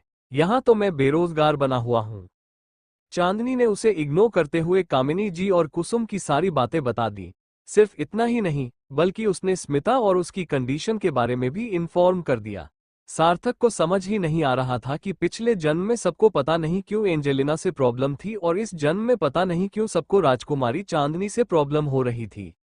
वो राजकुमारी चांदनी की तरफ देखते हुए बोला, कुसुम के शादी से भागने के बाद तुम्हें ही बलि का बकरा बनाया जाएगा। कुछ सोचा है तुमने इसके बारे में? राजकुमारी चांदनी ने सार्थक की बातों का जवाब देते हुए कहा, तुम फिक्र मत करो, मैं ऐसी नौबत आने ही नहीं दूंगी। मैं उस कुसुम को भागने ही नहीं दूंगी। राजकुमारी चांदनी की बात पर सार्थक ने सवाल किया, फिर भी अगर सोच लो कि वह भाग गई, तो फिर तुम क्या करोगी? तुम्हें एक बैकअप प्लान तैयार रखना चाहिए। राजकुमारी चांदनी ने उसकी बात पर हामी भरते हुए कहा, तुम टेंशन मत लो, मेरे पास बैकअप पहले से ही तैयार है। अभी मेरे दिमाग में कुछ और प्लान चल रहा है। सम्राट क्यूरियस होकर राजकुमारी चांदनी से पूछने लगा, क्या? राजकुमारी चांदनी ने अपने चेहरे पर एक मिस्टीरियस स्माइल लाते हुए कहा, इस युवराज यश प्रताप सिंह ने असली राजकुमारी चांदनी को बहुत परेशान किया है, यहाँ तक कि आगे भी करने वाला था। मैं इस युवराज को एक अच्छा सबक सिखाना चाहती हूँ। उन दोनों माँ बेटियों की तो अच्छी खासी बेइज्जती कर ही दी है मैंने, और वे कुछ समय के लिए शांत हो गई हैं। इसीलिए अब बारी है युवराज को सबक सिखाने की। युवराज सम्राट सिंह भी राजकुमारी की बात पर हामी भर देता है, क्योंकि उसे भी स्टोरी पढ़ने के बाद से युवराज यश प्रताप सिंह बिल्कुल पसंद नहीं था। दोनों मिलकर युवराज यश प्रताप सिंह को सबक सिखाने का प्लान बनाने लगे, लेकिन क्या उसे परेशान करना इतना आसान था? बिल्कुल भी नहीं। युवराज यश प्रताप सिंह इस दुनिया का डेविल था। उसका नाम ही यहाँ के लोगों के दिल में खौफ पैदा करने के लिए काफी था। महल से थोड़ी ही दूरी पर एक घना जंगल था। उसी जंगल से किसी के रोने की आवाज आ रही थी। ऐसा लग रहा था जैसे वहां कोई इंसान असहनीय पीड़ा में तड़प रहा हो। 6-7 सैनिकों ने वहां एक घेरा बना लिया था और उसी घेरे के बीच में एक व्यक्ति अधमरी हालत में पड़ा हुआ था। उसी के सामने मौत के देवता के समान युवराज यश प्रताप सिंह खड़े थे। वो व्यक्ति जमीन पर पड़ा हुआ अपनी बुझी हुई आवाज में हाथ जोड़कर युवराज से माफी मांग रहा था। युवराज, हमें माफ कर दीजिए। हम आपसे वादा करते हैं कि ऐसी गलती दोबारा कभी नहीं करेंगे। यहाँ तक कि हम ये राज्य भी छोड़कर चले जाएंगे। कृपा कीजिए युवराज, दया कीजिए। उस व्यक्ति की दर्दनाक आवाज सुनकर भी युवराज यश प्रताप सिंह का दिल नहीं पिघला। वह अपने हाथ में एक खंजर लिए किसी उन्मादी की तरह उसे अपनी ही गर्दन पर फेर रहे थे और खतरनाक तरीके से हंस रहे थे। लेकिन अगले ही पल उनका चेहरा गंभीर हो गया। वह झुककर उस व्यक्ति के जबड़े को पकड़ते ही बोले, लगता है आप सभी के अंदर से युवराज यश प्रताप सिंह का खौफ खत्म हो गया है, तभी तो इतनी बड़ी गलती कर बैठे। उन्होंने दांत पीसते हुए कहा, हमारी बहन को नजर उठाकर देखने से पहले तुम्हें हमारे बारे में जान लेना चाहिए था, अकरम ठाकुर। हमारी बहन का विवाह तुड़वाने के लिए तुमने हमें जान से मरवाने की नीच हरकत करवाई। ये वही जमींदार अकरम ठाकुर था जिसने कुछ दिन पहले युवराज यश प्रताप सिंह को जहर देने की कोशिश की थी। लेकिन समय रहते राजकुमारी चांदनी ने उन्हें बचा लिया था। हालांकि ये घटना यश प्रताप सिंह के दिमाग में गहराई से बैठ चुकी थी। उनकी बहन के विवाह पर हमला हुआ था और वे इसे किसी भी हाल में अनदेखा नहीं कर सकते थे। अकरम ठाकुर अपनी जान की भीख मांगते हुए गिड़गिड़ाने लगा, युवराज, हमें एक अवसर दे दीजिए। आगे से हम आपको कभी शिकायत का कोई मौका नहीं देंगे। वह लगभग युवराज के पैरों में गिर पड़ा, लेकिन युवराज के दिल में उसके लिए जरा भी दया नहीं थी। कोई भी पुरुष बहुत कुछ सह सकता है, लेकिन अगर उसकी बहन की ओर कोई आंख उठाकर भी देखे, तो वह उस व्यक्ति की आंखें ही निकाल देना चाहता है, चाहे वह बड़ा भाई हो या छोटा। युवराज यश प्रताप सिंह अकरम ठाकुर की ओर देखते हुए बोले, यही वो आंखें हैं ना, जिनकी नीयत हमारी बहन को देखकर फिसल गई थी? ये कहते ही उन्होंने अपने हाथ में पकड़े हुए खंजर को बिना किसी देरी के सीधा अकरम ठाकुर की आंखों में घुसेड़ दिया। एक दर्दनाक चीख पूरे जंगल में गूंज उठी। वहां मौजूद सैनिक पहले से ही जानते थे कि युवराज निर्दय है, लेकिन आज उन्हें युवराज किसी शैतान से कम नहीं लग रहे थे। युवराज यश प्रताप सिंह ने उसी खंजर को अकरम ठाकुर की आंखों से निकालकर उसके सीने में घोंप दिया। एक दर्दनाक चीख के साथ वहां सन्नाटा छा गया। अकरम ठाकुर मर चुका था। उसे इस तरह तड़प तड़प कर मरते हुए देखकर युवराज यश प्रताप सिंह के दिल को अजीब सा सुकून मिला। उन्होंने अपने सैनिकों को आदेश दिया, इस कचरे को इसके घर फेंकवा दो। छी, हमारे हाथ कितने गंदे हो गए हैं। अब हमें यहीं स्नान करके महल जाना होगा, वरना रानी माँ हमें डांटेंगी। इतना कहकर युवराज यश प्रताप सिंह वहां से दूसरी ओर चले गए। उनके जाते ही वहां मौजूद सभी सैनिकों के दिमाग में एक ही ख्याल उमड़ रहा था, जो इंसान जमींदार अकरम ठाकुर जैसे व्यक्ति की इतनी बेरहमी से हत्या कर सकता है, वह रानी माँ के सामने भीगी बिल्ली कैसे बन जाता है? यही सोचते सोचते सैनिक अपने काम में लग गए, क्योंकि उन्हें पता था कि युवराज को अपने आदेशों के पालन में तनिक भी देरी पसंद नहीं। महल में सार्थक से बात करने के बाद राजकुमारी चांदनी अपने कमरे में वापस चली गई। इस वक्त उनके दिमाग में बस एक ही ख्याल चल रहा था, पता नहीं युवराज यश प्रताप सिंह और कुसुम की शादी में क्या होने वाला है। वो थोड़ी देर तक कुछ सोचती रहीं और फिर अपने लैब में जाने को हुई, लेकिन उससे पहले ही उनके कक्ष में राजकुमारी ऐश्वर्या आ गई। राजकुमारी ऐश्वर्या को देखकर राजकुमारी चांदनी ने चुटकी लेते हुए पूछा, अरे ऐश, आप यहाँ क्या कर रही हैं? क्या आप रास्ता भटक गई हैं?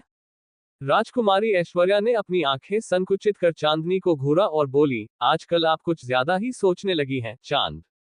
फिर अचानक अपने चेहरे पर मुस्कान लाते हुए उन्होंने कहा, आज से ठीक 10 दिन बाद गुलाब का विवाह होने वाला है, और हमारे पास विवाह में पहनने के लिए अच्छे वस्त्र भी नहीं है।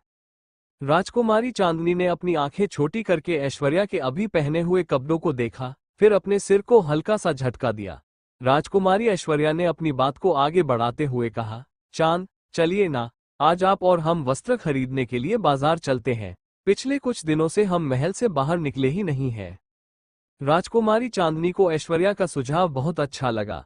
वह भी कुछ समय के लिए बाहर जाना चाहती थी, ये 16वीं सदी थी। हर तरफ घने जंगल, ऊंचे पेड़ और दुर्लभ जड़ी बूटियां थीं।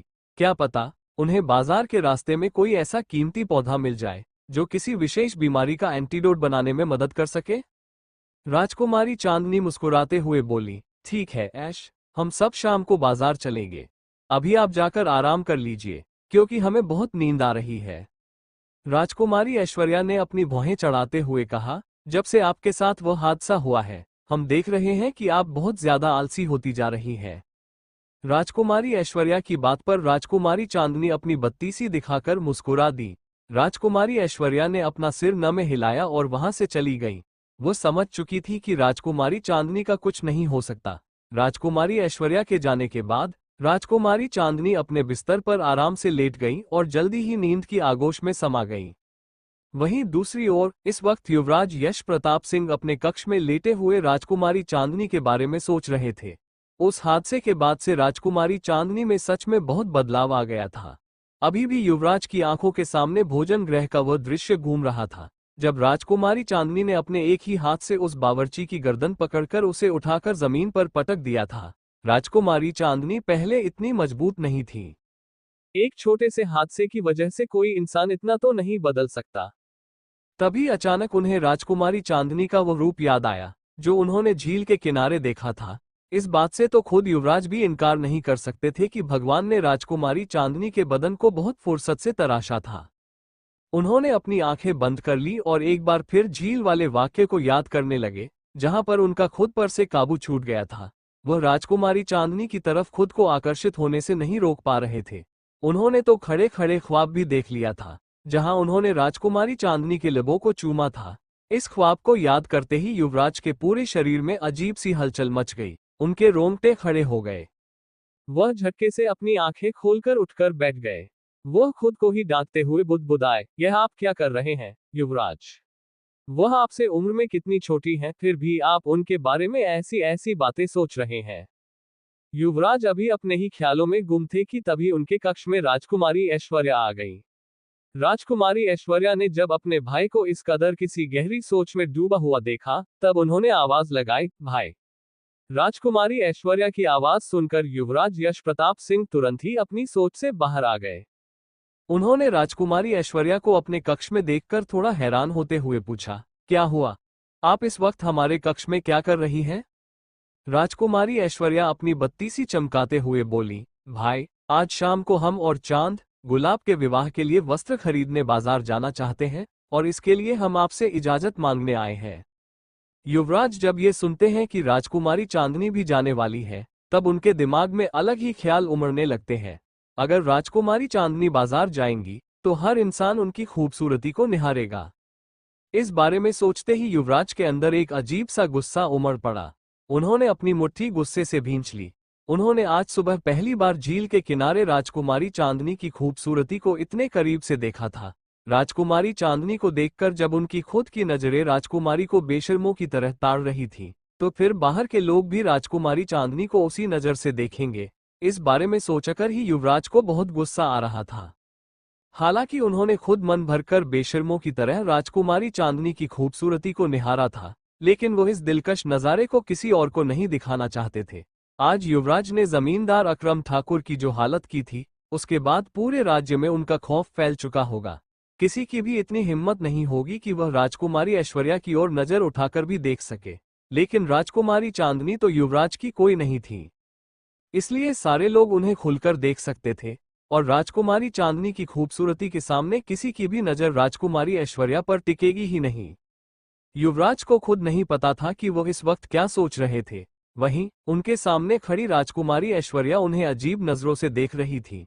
उन्होंने कभी भी किसी जरूरी बात के बीच में युवराज को इस तरह कहीं और गुम होते हुए नहीं देखा था। वो युवराज को हल्का सा हिलाते हुए बोली, भाई, आप क्या सोच रहे हो? क्या हमें बाहर जाने की अनुमति है? युवराज यश प्रताप सिंह ने राजकुमारी ऐश्वर्या को देखते हुए कहा, अगर हम मना कर दें तो? युवराज की बात सुनकर राजकुमारी ऐश्वर्या ने हैरानी से अपना मुंह खोल लिया और बोली, तो फिर हम रानी मां से आपकी शिकायत करेंगे और उनसे ही अनुमति ले लेंगे। राजकुमारी ऐश्वर्या की इस बात पर युवराज मुस्कुरा दिए। उन्होंने कहा, ठीक है, आप जा सकती हैं, परंतु आप अकेली नहीं जाएंगी, हमें भी कुछ काम से बाजार जाना है, तो हम भी आप दोनों के साथ चलेंगे। राजकुमारी ऐश्वर्या को युवराज की यह बात थोड़ी अजीब लगी, क्योंकि उन्होंने अभी थोड़ी देर पहले ही बताया था कि राजकुमारी चांदनी भी उनके साथ जाने वाली है। ये जानते हुए भी कि राजकुमारी चांदनी भी बाजार जा रही थी, युवराज खुद वहां जाने के लिए क्यों तैयार हो गए? जबकि आज से पहले भी दोनों राजकुमारियां कई बार बाजार गई थी, लेकिन पहले कभी भी युवराज यश प्रताप सिंह ने ऐसी हरकत नहीं की थी। राजकुमारी ऐश्वर्या के चेहरे के भाव देखकर युवराज समझ गए कि वह क्या सोच रही थी। उन्होंने बात संभालते हुए कहा, ऐश, गुलाब हमारी भी तो बहन है, हमें भी तो अच्छे अच्छे वस्त्र देखने का हक है। पहले हमारे पास बहुत कम समय हुआ करता था, लेकिन आज हम बिल्कुल फ्री हैं। और क्योंकि हमारे पास आज कोई भी जरूरी काम नहीं है, तो फिर आज हम भी आपके साथ बाजार जाना चाहते हैं। युवराज की गोल गोल घुमाने वाली बातों की वजह से राजकुमारी ऐश्वर्या चिढ़ गईं और झुंझलाते हुए ठीक है बोलकर अपने भाई के कक्ष से बाहर निकल गईं। राजकुमारी ऐश्वर्या के चले जाने के बाद युवराज यश प्रताप सिंह एक बार फिर से खुद को राजकुमारी चांदनी के बारे में सोचने से रोक नहीं पाए। उन्हें समझ में नहीं आ रहा था कि आखिर वो क्यों नहीं चाहते थे कि कोई भी इंसान राजकुमारी चांदनी को देखे। वहीं दूसरी तरफ महारानी सुमित्रा देवी अपने कक्ष में बैठी हुई दासी से कुछ बातें कर रही थी कि तभी वहां पर कामिनी जी आ गईं। कामिनी जी को देखकर महारानी सुमित्रा देवी ने दासी को बाहर जाने का इशारा किया, तो दासी उनके इशारे पर तुरंत बाहर चली गई। इसके बाद महारानी सुमित्रा देवी ने कामिनी जी को बैठने का संकेत दिया। कामिनी जी भी चुपचाप बैठ गईं। फिर महारानी सुमित्रा देवी ने उन्हें बोलने का इशारा किया, तो कामिनी जी बोली, जी, अभी कुछ दिनों पहले ही उदय भाई साहब पर इतना बड़ा हमला हुआ कि उन्हें गंभीर चोटें आई हैं। वो अभी तक महल वापस नहीं लौटे हैं और अपना इलाज करवा रहे हैं। महारानी सुमित्रा देवी ने उनकी बात बीच में ही काटते हुए कहा, बात को ज्यादा घुमाने की आवश्यकता नहीं है कामिनी जी, जो कहना है सीधे सीधे बोलिए। जब कामिनी जी को समझ में आ गया कि बात घुमाने का कोई फायदा नहीं है, तब वो सीधे मुद्दे पर आ गईं और बोली, युवराज की उम्र अब 26 वर्ष हो चुकी है। क्या आपको नहीं लगता कि अब उन्हें युवराज से महाराज बन जाना चाहिए? लेकिन राज्याभिषेक की पूजा में उनकी पत्नी का होना भी आवश्यक है, इसलिए हम आपसे अपनी पुत्री कुसुम के लिए युवराज का हाथ मांगना चाहते हैं। कामिनी जी के इतने सीधे शब्दों में बात कहने की वजह से एक पल के लिए वहां सन्नाटा छा गया। महारानी सुमित्रा देवी भी चाहती थी कि युवराज का विवाह हो, लेकिन उन्हें कुसुम बिल्कुल भी पसंद नहीं थी। उन्हें युवराज के लिए राजकुमारी चांदनी अधिक योग्य लगती थी, लेकिन अपने पुत्र के स्वभाव के कारण उन्होंने अपनी इस इच्छा को दबा लिया था। उन्हें समझ नहीं आ रहा था कि वह कामिनी जी को क्या उत्तर दे। अंततः उन्होंने इस विषय पर कुछ समय मांगने का निर्णय लिया। कामिनी जी को भी इससे कोई आपत्ति नहीं थी। उन्हें अच्छे से पता था कि महारानी सुमित्रा देवी का उत्तर हाँ ही होने वाला है। शाम का समय इस वक्त युवराज यश प्रताप सिंह और राजकुमारी ऐश्वर्या दोनों ही अपने अपने रथ पर बैठे हुए राजकुमारी चांदनी का इंतजार कर रहे थे, जो अभी तक नहीं आई थी। युवराज यश प्रताप सिंह को अब झुंझलाहट होने लगी थी। उन्होंने अपनी पूरी जिंदगी में कभी किसी का इंतजार नहीं किया था, लेकिन आज उन्हें मजबूरी में राजकुमारी चांदनी का इंतजार करना पड़ रहा था। थोड़ी ही देर में दोनों ने राजकुमारी चांदनी को अपनी ओर आते हुए देखा। राजकुमारी चांदनी को देखकर युवराज और राजकुमारी ऐश्वर्या दोनों की आंखें आश्चर्य से बड़ी हो गईं, क्योंकि राजकुमारी चांदनी ने आज लहंगा नहीं बल्कि कुछ अलग तरह का वस्त्र पहना हुआ था। यह वस्त्र केवल युवराज और राजकुमारी ऐश्वर्या के लिए अलग था, लेकिन हमारी दुनिया में इसे पटियाला टॉप कहा जाता है, जिस पर राजकुमारी ने एक दुपट्टा भी ओढ़ रखा था। राजकुमारी का टॉप आकार में छोटा था, बिल्कुल लहंगे की चोली की तरह। युवराज यश प्रताप सिंह और राजकुमारी ऐश्वर्या ने पहले कभी ऐसे वस्त्र नहीं देखे थे। हालांकि वस्त्र इतने अधिक खुलासे वाले भी नहीं थे कि उन्हें इस दुनिया में नहीं पहना जा सकता था। नीले रंग के उस पटियाला टॉप में राजकुमारी चांदनी बला की खूबसूरत लग रही थी। युवराज की तो बात ही छोड़िए, राजकुमारी ऐश्वर्या सहित हर एक सैनिक अपनी आंखें फाड़े राजकुमारी चांदनी को देख रहा था। जब युवराज को एहसास हुआ कि सभी लोग राजकुमारी चांदनी को ही देख रहे थे, तो उन्हें गुस्सा आने लगा। उन्हें खुद नहीं पता था क्यों, लेकिन सबका इस तरह से राजकुमारी को देखना उन्हें बिल्कुल पसंद नहीं आ रहा था। वो गुस्से में तुरंत ही राजकुमारी चांदनी से अपना मुंह फेर लेते, परंतु हमारी राजकुमारी चांदनी भी कम एटीट्यूड वाली नहीं थी। उन्होंने भी नजर घुमाकर युवराज को देखने की आवश्यकता नहीं समझी। इस बात को युवराज ने भी नोटिस किया, लेकिन गुस्से के बावजूद उन्होंने कोई प्रतिक्रिया नहीं दी। थोड़ी ही देर में तीनों बाजार के लिए निकल गए। बाजार के द्वार पर पहुंचते ही तीनों अपने अपने रथ से उतर गए और अपने सैनिकों के साथ आगे बढ़ने लगे।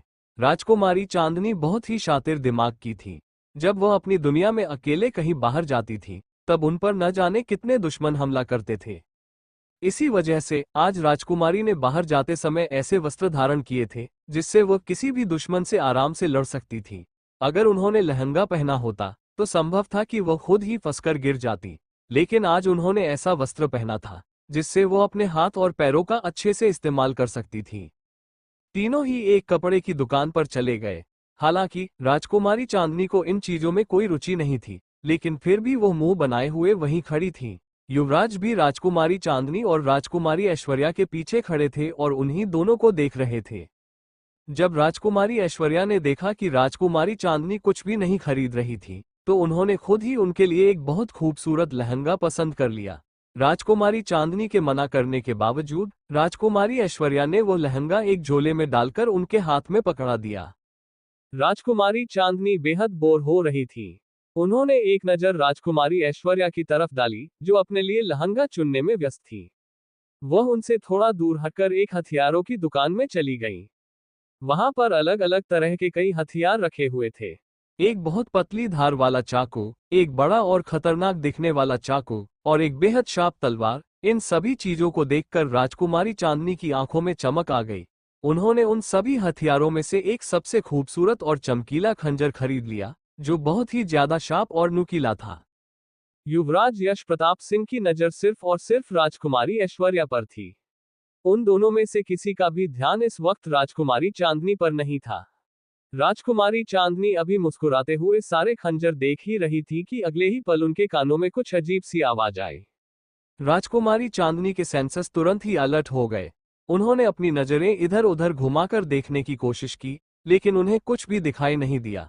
उन्होंने ध्यान से आवाज को सुनने की कोशिश की, तब महसूस हुआ कि आवाज बहुत ही धीमी थी। राजकुमारी चांदनी इधर उधर भटकते हुए उस आवाज की दिशा में बढ़ने लगी। उस आवाज को ढूंढते ढूंढते वह धीरे धीरे बाजार से बाहर निकल गई। जैसे जैसे राजकुमारी अपने कदम आगे बढ़ा रही थी, वैसे वैसे वह आवाज उन्हें और तेज सुनाई देने लगी। यह एक लड़की के बहुत ही दर्दनाक तरीके से रोने की आवाज थी। राजकुमारी चांदनी चलते चलते खेत के पास आ गई, जहां उन्हें एक टूटी फूटी झोपड़ी दिखाई दी। उन्होंने ध्यान से उस आवाज को सुना और यह स्पष्ट हो गया कि लड़की के रोने की आवाज वहीं से आ रही थी।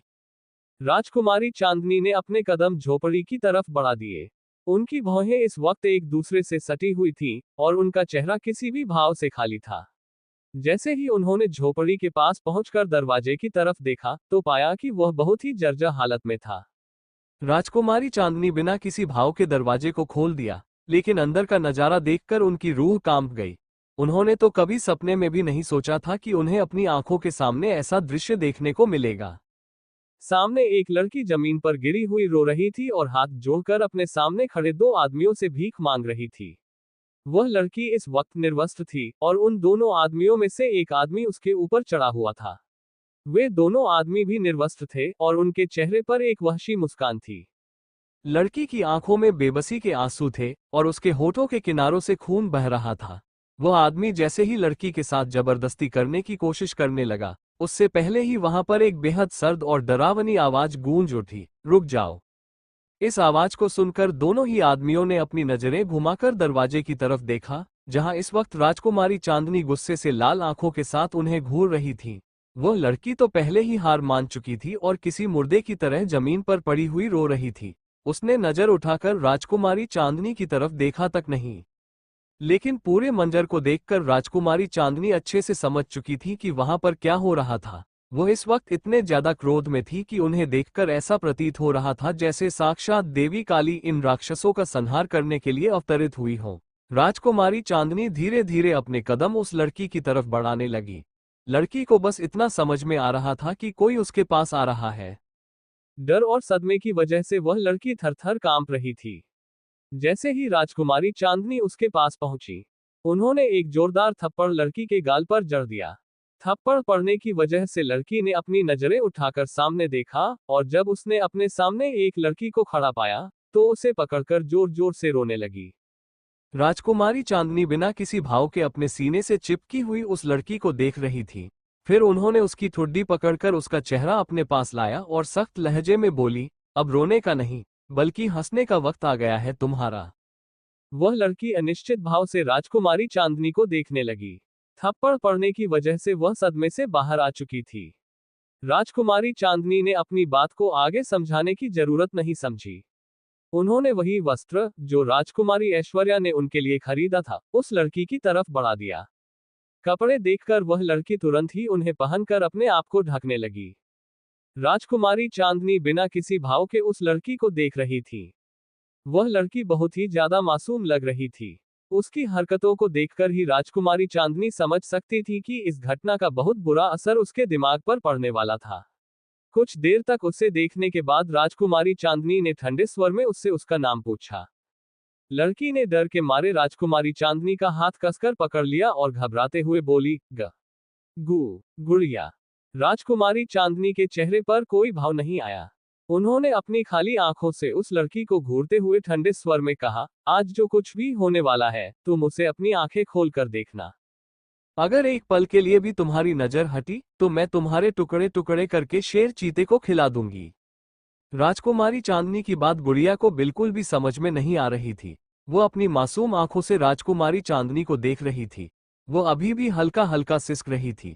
तभी वे दोनों आदमी जो अब तक इन दोनों की हरकतों को देख रहे थे गुस्से में आ चुके थे। उनमें से एक ने दांत पीसते हुए कहा, ए लड़की, चुपचाप यहां से चली जा, वरना अगला शिकार तुम ही होगी। राजकुमारी चांदनी जो अभी तक गुड़िया को देखकर बिना किसी भाव के खड़ी थी, उन दोनों आदमियों की बात सुनकर एक बार फिर से क्रोध से भर उठी। राजकुमारी चांदनी जिस दुनिया से आई थी वहां भले ही कितने भी बुरे काम क्यों न होते हो, लेकिन इस तरह का घिनौना अपराध नहीं होता था। वहां का कानून इतना सख्त था कि वहां के सभी पुरुष महिलाओं को सम्मान की नजरों से देखते थे। किसी में भी लड़कियों पर गंदी नजर डालने की हिम्मत नहीं होती थी। इसी वजह से राजकुमारी चांदनी ने आज तक ऐसा कोई नजारा नहीं देखा था, लेकिन आज जो उन्होंने अपनी आंखों से देखा उससे एक पल के लिए उनका भी दिल दहल गया था।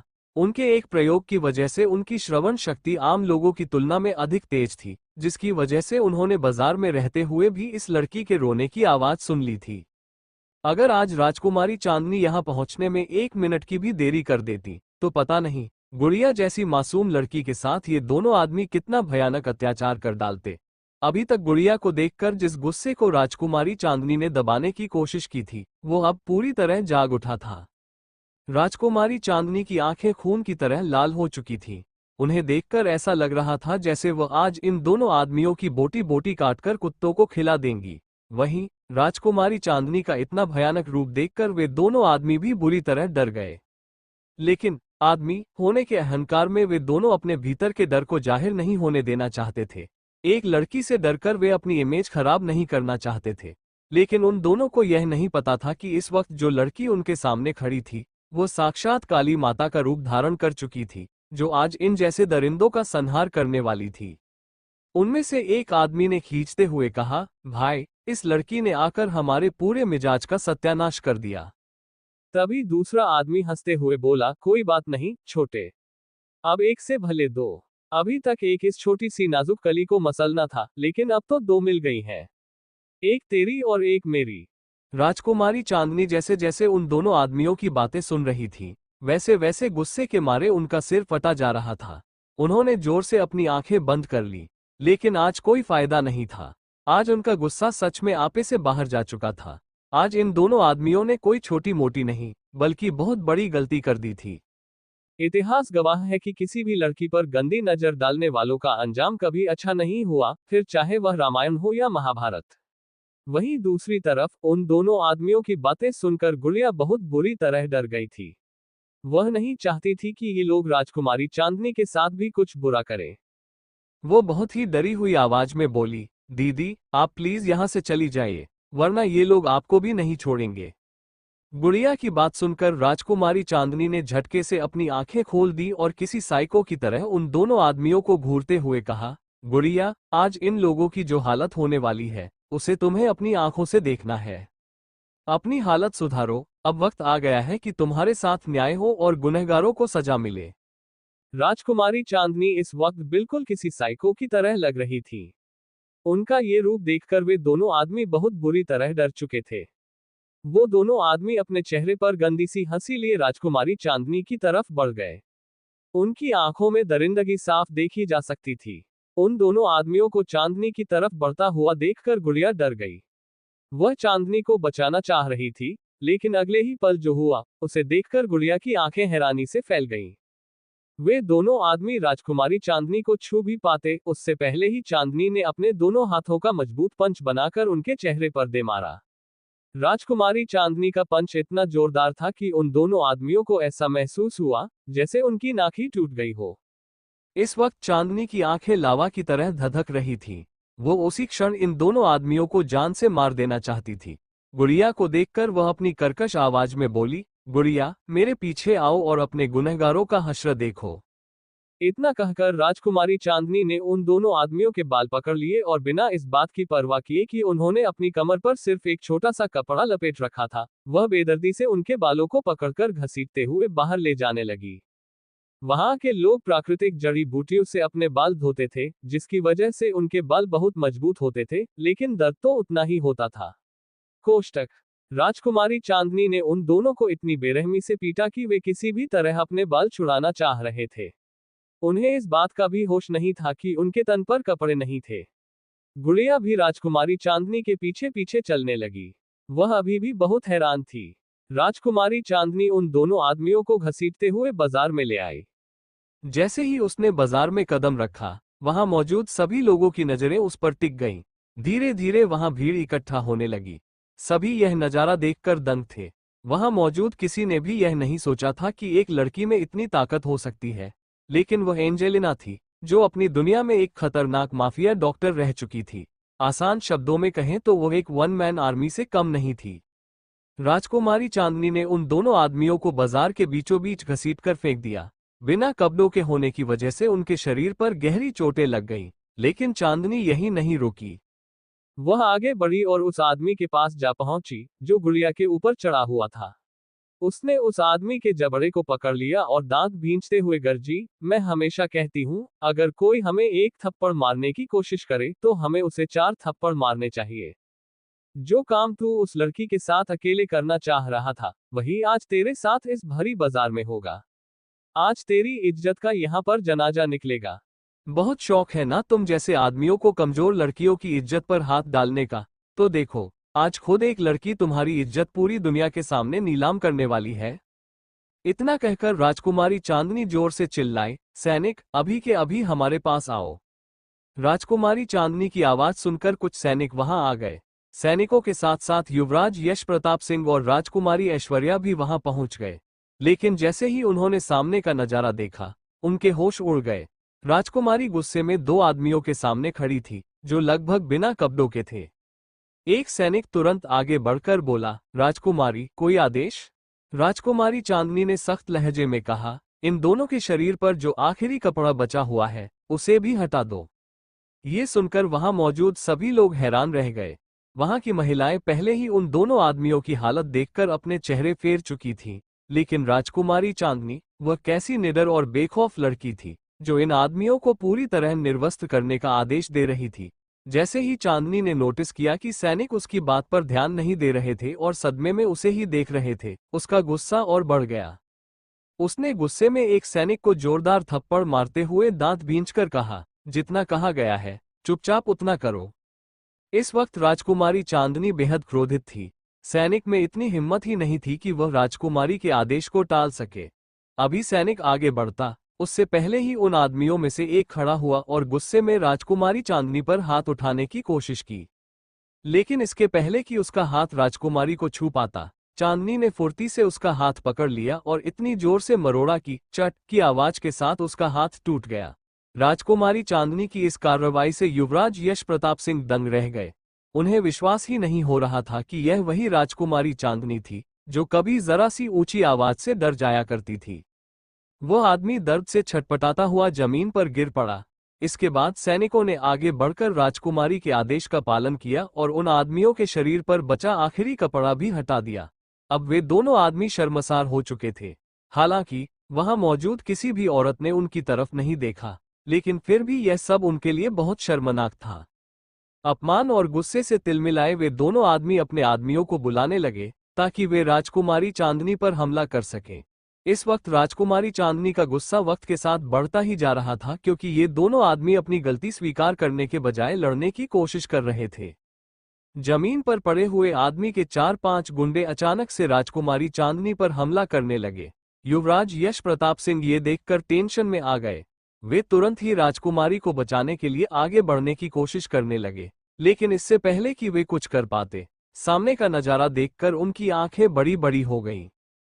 राजकुमारी चांदनी ने बिना पीछे पलटे ही इतनी खतरनाक मूव्स का इस्तेमाल किया कि एक ही वार में चारों गुंडे जमीन पर गिर पड़े। वहां मौजूद किसी भी इंसान को समझ में नहीं आया कि राजकुमारी चांदनी ने आखिर किया क्या था, लेकिन युवराज यश प्रताप सिंह सब कुछ अच्छे से समझ चुके थे।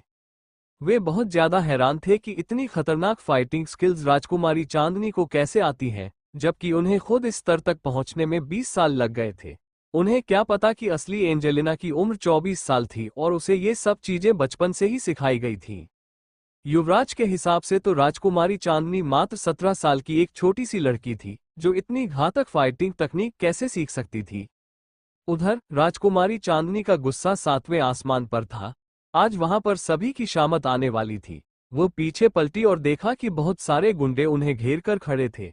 युवराज अब भी राजकुमारी चांदनी को बचाने के लिए आगे नहीं बढ़े, क्योंकि वे देखना चाहते थे कि वो खुद को कैसे बचाती है। वहां मौजूद सभी लोग इस बात से हैरान थे कि एक लड़की होने के बावजूद राजकुमारी चांदनी इतनी बेहतरीन फाइटिंग कैसे कर रही थी। राजकुमारी चांदनी उन सभी गुंडों को घूरते हुए बोली, मेरे पास ज्यादा वक्त नहीं है, बारी बारी नहीं, एक ही बार में आओ सबके सब। राजकुमारी की यह बात उन गुंडों को अपनी बेइज्जती लगी। वे गुस्से में आकर चाकू से उन पर वार करने के लिए झपट पड़े, लेकिन राजकुमारी चांदनी ने उनकी हर मूवमेंट को पहले ही भांप लिया था। अगले ही पल उसने उन सभी पर इतने खतरनाक प्रहार किए कि सभी जमीन पर तड़पते हुए गिर पड़े। लेकिन इसी दौरान वो इस बात पर ध्यान नहीं दे पाई कि एक गुंडा पीछे से उसके सिर पर वार करने के लिए धीरे धीरे उसकी तरफ बढ़ रहा था। जैसे ही वो गुंडा वार करने वाला था, अगले ही पल एक तेज आवाज गूंज उठी, धान्य, और उसके सिर में छेद हो चुका था। राजकुमारी चांदनी तुरंत पलटी और देखा, वहां सार्थक खड़ा था, जिसके चेहरे पर एक शैतानी मुस्कान थी और हाथों में हाई-टेक गन चमक रही थी। अगले ही पल दोनों ने मिलकर वहां मौजूद सभी गुंडों को ऐसा सबक सिखाया कि कोई भी गुंडा अगली बार खड़ा होने लायक भी नहीं बचा। राजकुमारी चांदनी की फाइटिंग स्किल देखकर वे दोनों आदमी डर से कांप चुके थे। उन्हें अब समझ में आ गया था कि पकड़े जाने के बाद उन्हें माफी मांग लेनी चाहिए थी, न कि बात को और बढ़ाना चाहिए था। राजकुमारी चांदनी अपनी खूनी आंखों से उन दोनों आदमियों की तरफ बढ़ी। अब तक सैनिकों ने उन दोनों आदमियों को पूरी तरह निर्वस्त्र कर दिया था। राजकुमारी चांदनी उनके पास पहुंची और अपने पैर को उठाकर पूरी ताकत के साथ सीधा एक आदमी के प्राइवेट पार्ट पर मारा। जैसे ही उसका प्रहार पड़ा, उस आदमी की दर्दनाक चीख पूरे इलाके में गूंज उठी। वहां मौजूद सभी आदमियों की आंखें भय और झटके से बाहर आ गईं। आखिर इस दर्द को एक आदमी से बेहतर और कौन समझ सकता था। लेकिन राजकुमारी चांदनी इतने पर भी नहीं रुकी। वो लगातार उसी स्थान पर वार करती रही जब तक कि वहां से खून नहीं निकलने लगा। इस वक्त तो राजकुमारी चांदनी की क्रूरता देखकर युवराज यश प्रताप सिंह भी कांप उठे थे। राजकुमारी दांत पीसते हुए वार पर वार कर रही थी और एक ही बात दोहरा रही थी, कमजोर लड़कियों की इज्जत पर हाथ डालने वाले इंसान को आज सही मायनों में मैं नामर्द बना दूंगी। इसी चीज पर तो इतना घमंड रहता है ना तुम आदमियों को, अब यही चीज तुम लोगों से छीन ली जाएगी। राजकुमारी चांदनी की बात सुनकर युवराज सम्राट सिंह भी समझ गए कि यहाँ क्या चल रहा था। इस बारे में सोचकर उनके अंदर भी गुस्सा उमड़ पड़ा। उनके जमाने में इस तरह की गलती करने की हिम्मत कोई लड़का नहीं करता था। युवराज सम्राट सिंह दूसरे आदमी के पास गए और वही प्रक्रिया दोहराए। अब वे दोनों आदमी दर्द से तड़पते हुए भीख मांगने लगे, हमें माफ कर दीजिए, हम आज के बाद कभी ऐसा गुनाह नहीं करेंगे। राजकुमारी चांदनी को जब यकीन हो गया कि अब ये आदमी सच में नामर्द बन चुके हैं, तब उसने वार करना बंद किया। उनमें से एक आदमी के शरीर से बहुत ज्यादा खून बह रहा था। वह लगभग बेहोशी की कगार पर पहुंच चुका था। राजकुमारी चांदनी उसके सामने झुकी, उसके जबड़े को मजबूती से पकड़कर बोली, जो तू उस लड़की के साथ करने वाला था, वही इस भरे बाजार में तेरी माँ और बहन के साथ करवाऊं। वह आदमी अपनी माँ और बहन का नाम सुनते ही घबराकर हाथ जोड़कर गिड़गिड़ाने लगा, प्लीज मुझे माफ कर दो, मेरी गलती की सजा उन्हें मत दो। राजकुमारी चांदनी ने उसके चेहरे पर एक जोरदार तमाचा मारते हुए कहा, वो लड़की भी तो किसी की बहन थी। क्या ये ख्याल तुम्हारे दिमाग में उस वक्त नहीं आया? जब तुम्हारी बहन को कोई गंदी नजर से देखता है तब तुम्हें तकलीफ होती है, लेकिन तुम किसी और की बहन के साथ ये घटिया हरकत कर सकते हो? राजकुमारी की आंखों में आग थी और उसकी आवाज पूरे बाजार में गूंज रही थी। वहीं इस भीड़ में थोड़ी दूरी पर खड़ी गुड़िया ये सब देख रही थी। वो तो अपने साथ हुए हादसे को लगभग भूल ही चुकी थी। उसे अब उन दोनों आदमियों पर ही तरस आने लगा था, लेकिन फिर भी गुड़िया के दिल को एक अलग ही सुकून मिल रहा था, क्योंकि राजकुमारी चांदनी ने कहीं पर भी उसका नाम उजागर नहीं होने दिया था। फिर राजकुमारी चांदनी दूसरे आदमी के पास गई और ठंडे लहजे में बोली, तुम लोगों को पता है कि तुम अभी जिंदा क्यों हो? क्योंकि इस गलती की असली सजा तो दर्दनाक मौत है। दोनों ही आदमियों ने अपना सिर नामे हिला दिया, क्योंकि उन्हें सच में नहीं पता था कि वे अब तक जिंदा क्यों बचे थे। राजकुमारी चांदनी हल्की हंसी के साथ उन्हें जवाब देते हुए बोली, क्योंकि तुम लोग जो करना चाहते थे उसमें कामयाब नहीं हो पाए, वरना इस हालत के बाद मैं तुम लोगों को जिंदा जला देती। और तुम्हें ये भयानक सजा इस भरे बाजार में सिर्फ इसलिए दी गई है ताकि यहाँ मौजूद हर आदमी देख सके कि बलात्कार जैसे अपराध की सजा कितनी भयानक हो सकती है। अगली बार अगर किसी ने ऐसी गलती की तो उसके साथ साथ उसकी माँ और बहन की इज्जत भी इसी भरे बाजार में उछाल दूंगी। अगर अपनी माँ और बहन की इज्जत चाहते हो तो दूसरी औरतों की भी इज्जत करना सीखो। हालांकि माँ और बहन वाली बात राजकुमारी चांदनी ने सिर्फ लोगों के दिमाग में डर पैदा करने के लिए कही थी, वो ऐसा सच में करने नहीं वाली थी। राजकुमारी चांदनी की सोच के मुताबिक वहां मौजूद सभी आदमी बहुत बुरी तरह डर चुके थे। पहले तो कोई भी आदमी अपने घर की औरत की इज्जत को यूं नीलाम होते नहीं देख सकता था, और दूसरा, किसी को अपनी मर्दानगी खत्म करने का शौक नहीं था। वहां मौजूद सभी आदमी डर भरी नजरों से राजकुमारी चांदनी को देख रहे थे, जबकि वहां खड़ी सभी औरतें उसे सम्मान भरी नजरों से निहार रही थीं। अगर राजकुमारी चांदनी ने इन्हें अकेले में सबक सिखाया होता तो सिर्फ दो लोग ही सीख पाते, लेकिन उसने इन्हें पूरी भरी बाजार में सबक सिखाया था, जिसके परिणामस्वरूप अब हर आदमी औरतों को आंख उठाकर देखने से भी डरने लगा था। वहां पर मौजूद सभी आदमियों की आंखों में राजकुमारी चांदनी के लिए डर था। आज जो कुछ भी हुआ उसके बाद राजकुमारी चांदनी इतना तो समझ चुकी थी कि अगले कुछ दिनों तक इस राज्य में कोई दुर्घटना नहीं होगी, लेकिन उसे ये भी पता था कि यह 16वीं सदी थी, जहां साल 2104 की तरह औरतों के लिए कोई सख्त कानून नहीं था, और इस दौर में कम से कम 75% आदमी ठरकी हुआ करते थे। कुछ देर तक सोचने के बाद राजकुमारी चांदनी बोल उठी, और महिलाओं, जब भी आप ऐसी मुसीबत में पड़ोगी ना, हर वक्त मैं नहीं आऊंगी आपको बचाने, आपको आत्मरक्षा करना सीखना होगा। राजकुमारी चांदनी की यह बात सुनकर वहां मौजूद सभी औरतें खुसुर फुसुर करने लगी। चांदनी समझ गई कि इतनी आसानी से यहाँ की औरतों को उसकी बात नहीं समझाई जा सकती। वो कड़क आवाज में आदेश देते हुए बोली, मैं एक संस्था खोलने वाली हूँ जहाँ प्रतापगढ़ की सभी औरतों का आना जरूरी होगा। मैं बस इतना चाहती हूँ कि आप सभी खुद को इतना काबिल बना लें कि इन जैसे दरिंदों से खुद को सुरक्षित रख सकें। अब जाकर वहां की महिलाओं को राजकुमारी चांदनी की बातें समझ में आने लगी। चांदनी ने एक बार फिर कहा, और जो कुछ भी आपको सिखाया जाएगा उसे खुद तक ही सीमित रखना होगा। आपकी सीखी हुई बातें किसी भी पुरुष तक नहीं पहुंचनी चाहिए। अगर आप अपने भाई और पिता पर भरोसा करके उन्हें आत्मरक्षा के कुछ पाठ सिखा दोगी तो वे आपके सामने तो कुछ नहीं करेंगे, लेकिन घर से बाहर निकलते ही वही लड़कियों को परेशान करेंगे। अरे, आपको क्या ही पता कि आपके घर के आदमी भी सही हैं या नहीं। और एक बात मैं साफ साफ बता रही हूँ, दिन के 5वें पहर पर आप सभी महिलाओं को वहां आना होगा, वरना आपको सजा मिलेगी। संस्था खुलने में अभी वक्त है, लेकिन 10 दिन बाद से आप सभी तैयार रहिएगा। राजकुमारी चांदनी की बात सुनकर सभी औरतों के मन में तितलियां उड़ने लगी। वे सब अभी से ही उत्साहित हो गई थी, लेकिन वहां मौजूद कुछ आदमी इस योजना को स्वीकार करने के लिए तैयार नहीं थे। वे नहीं चाहते थे कि महिलाएं उनसे आगे बढ़ें। वे इस योजना के खिलाफ आवाज उठाते हुए बोले, देखो भाई लोग, अब इन महिलाओं को पुरुष बनाने की कोशिश की जा रही है। महिलाओं का काम घर में चूल्हा चौका करना होता है, ये सब बकवास सीखना नहीं। तभी भीड़ में से एक रौबदार आवाज सभी को सुनाई दी, ठीक है, तो फिर बुलाओ अपने घर की औरतों को यहाँ पर। अभी देखो कि क्या वे राजकुमारी चांदनी की तरह अपने लिए लड़ सकती हैं या नहीं। यह आवाज युवराज यश प्रताप सिंह की थी, जो इस वक्त बेहद गुस्से में नजर आ रहे थे। वही आदमी जो अभी तक राजकुमारी चांदनी के खिलाफ बोल रहा था। अपने घर की औरतों का नाम सुनते ही चुप हो गया। कहीं न कहीं वह भी चाहता था कि उसकी घर की औरतें कम से कम इतनी मजबूत तो हो ही जाएं कि खुद को दूसरों से बचा सकें।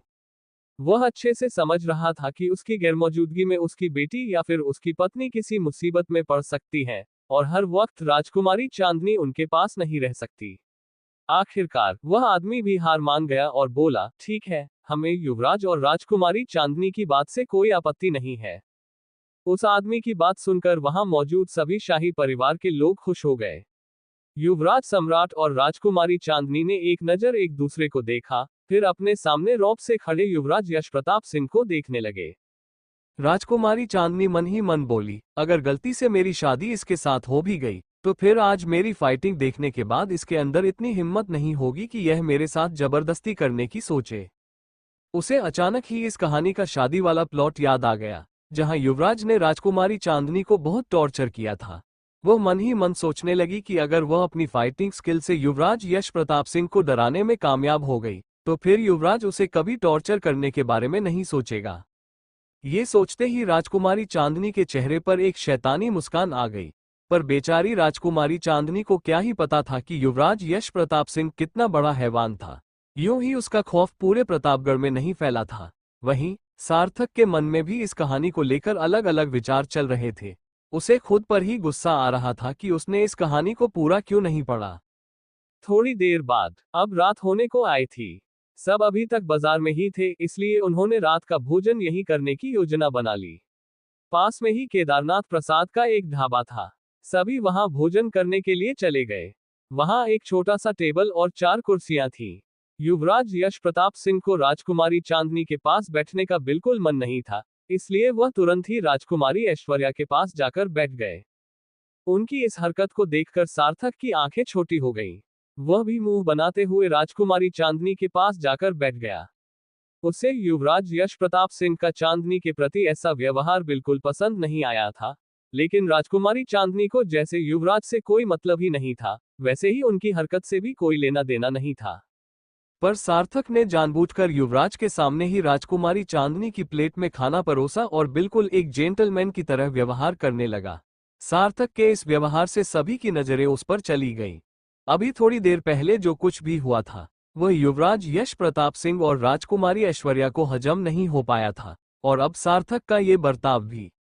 पता नहीं क्यों, लेकिन राजकुमारी ऐश्वर्या के दिल में ख्याल आया कि क्या सार्थक राजकुमारी चांदनी को पसंद करता है। लेकिन उन दोनों को इस तरह साथ देखकर युवराज यश प्रताप सिंह को बहुत गुस्सा आ रहा था। वो गुस्से में उन लोगों से अपनी नजरें फेरकर चुपचाप भोजन करने लगे। फिर भी बार बार उनकी नजरें अनायास ही सार्थक और राजकुमारी चांदनी पर जा रही थीं। वहीं खाना खाते वक्त राजकुमारी चांदनी को महसूस हो रहा था कि युवराज यश प्रताप सिंह उन्हें घूर रहे थे, जिससे वो बहुत असहज हो गईं। इसी वजह से उनके गले में भोजन अटक गया। राजकुमारी चांदनी को यूं खांसते देख युवराज यश प्रताप सिंह पानी का गिलास उनकी ओर बढ़ाने ही वाले थे कि उससे पहले ही युवराज सम्राट सिंह ने राजकुमारी चांदनी को पानी का गिलास थमा दिया। राजकुमारी चांदनी खांसते खांसते धीरे धीरे पानी पीने लगी और युवराज सम्राट सिंह उनके पीठ पर हल्के हाथ से सहलाने लगे। युवराज सम्राट सिंह की इस हरकत से युवराज यश प्रताप सिंह बहुत गुस्सा हो गए। उन्होंने अपनी मुट्ठी भींच ली, पर कुछ बोले नहीं। राजकुमारी ऐश्वर्या भी यह सब देख रही थी, लेकिन उन्होंने भी कुछ नहीं कहा। मगर इतना समझ आ रहा था कि राजकुमारी चांदनी और युवराज सम्राट सिंह की नजदीकियां युवराज यश प्रताप सिंह को बिल्कुल अच्छी नहीं लग रही थी। थोड़ी देर बाद जब राजकुमारी चांदनी सामान्य हो गई, तो युवराज सम्राट सिंह और वे हंसते बोलते हुए भोजन करने लगे। लेकिन उनके उलट युवराज यश प्रताप सिंह और राजकुमारी ऐश्वर्या खामोश थे।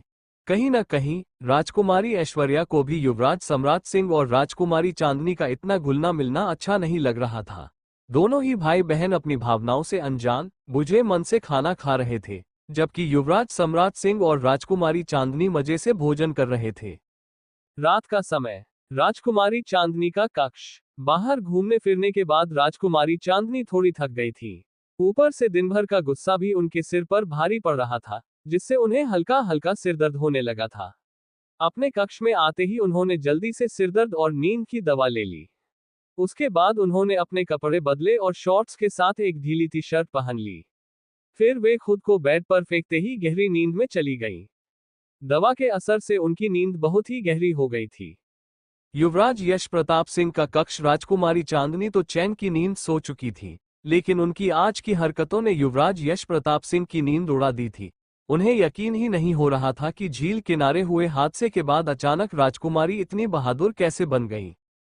वो नाजुक सी दिखने वाली लड़की अचानक इतने सारे हटे कट्टे गुंडों से कैसे लड़ सकती थी। युवराज की बेखौफ आंखें, जिनमें दुनिया भर का गुस्सा था, उसी के बारे में सोच सोचकर उनकी नींद उड़ी पड़ी थी। जब से उन्होंने बदली हुई राजकुमारी चांदनी को देखा था, तब से रातों को उनकी नींद ही गायब हो गई थी। युवराज को समझ ही नहीं आ रहा था कि आखिर वो हर वक्त राजकुमारी चांदनी के बारे में ही क्यों सोचते रहते थे। वो बार बार अपनी करवटें बदल रहे थे, लेकिन फिर भी उन्हें नींद नहीं आ रही थी। आंखें बंद करते ही उनके सामने राजकुमारी चांदनी का बेखौफ चेहरा आ जाता। मन ही मन उन्होंने खुद से कहा, ऐसा भी क्या जादू कर दिया है तुमने कि दिन रात तुम्हारे ही बारे में सोचता रहता हूँ। चलो मान लिया कि तुम हर तरह से सर्वगुण संपन्न हो, लेकिन फिर भी मेरे लायक नहीं हो। जैसे ही उन्होंने ये सोचा, अचानक उनके सामने युवराज सम्राट सिंह का चेहरा आ गया। जिस तरह से सम्राट सिंह राजकुमारी चांदनी की परवाह कर रहे थे, वो बात युवराज को बिल्कुल पसंद नहीं आई थी। पता नहीं क्यों, लेकिन जब से युवराज यश प्रताप सिंह ने युवराज सम्राट सिंह को देखा था, तब से उन्हें बहुत ज्यादा असुरक्षा महसूस हो रही थी। उन्हें ऐसा लग रहा था जैसे उनकी कोई कीमती चीज युवराज सम्राट सिंह उनसे छीनना चाह रहे थे। युवराज यश प्रताप सिंह को समझ में ही नहीं आ रहा था कि उन्हें ऐसी भावना क्यों महसूस हो रही थी। इस समय तो उन्हें युवराज सम्राट सिंह का नाम तो दूर, उनका वजूद भी पसंद नहीं आ रहा था।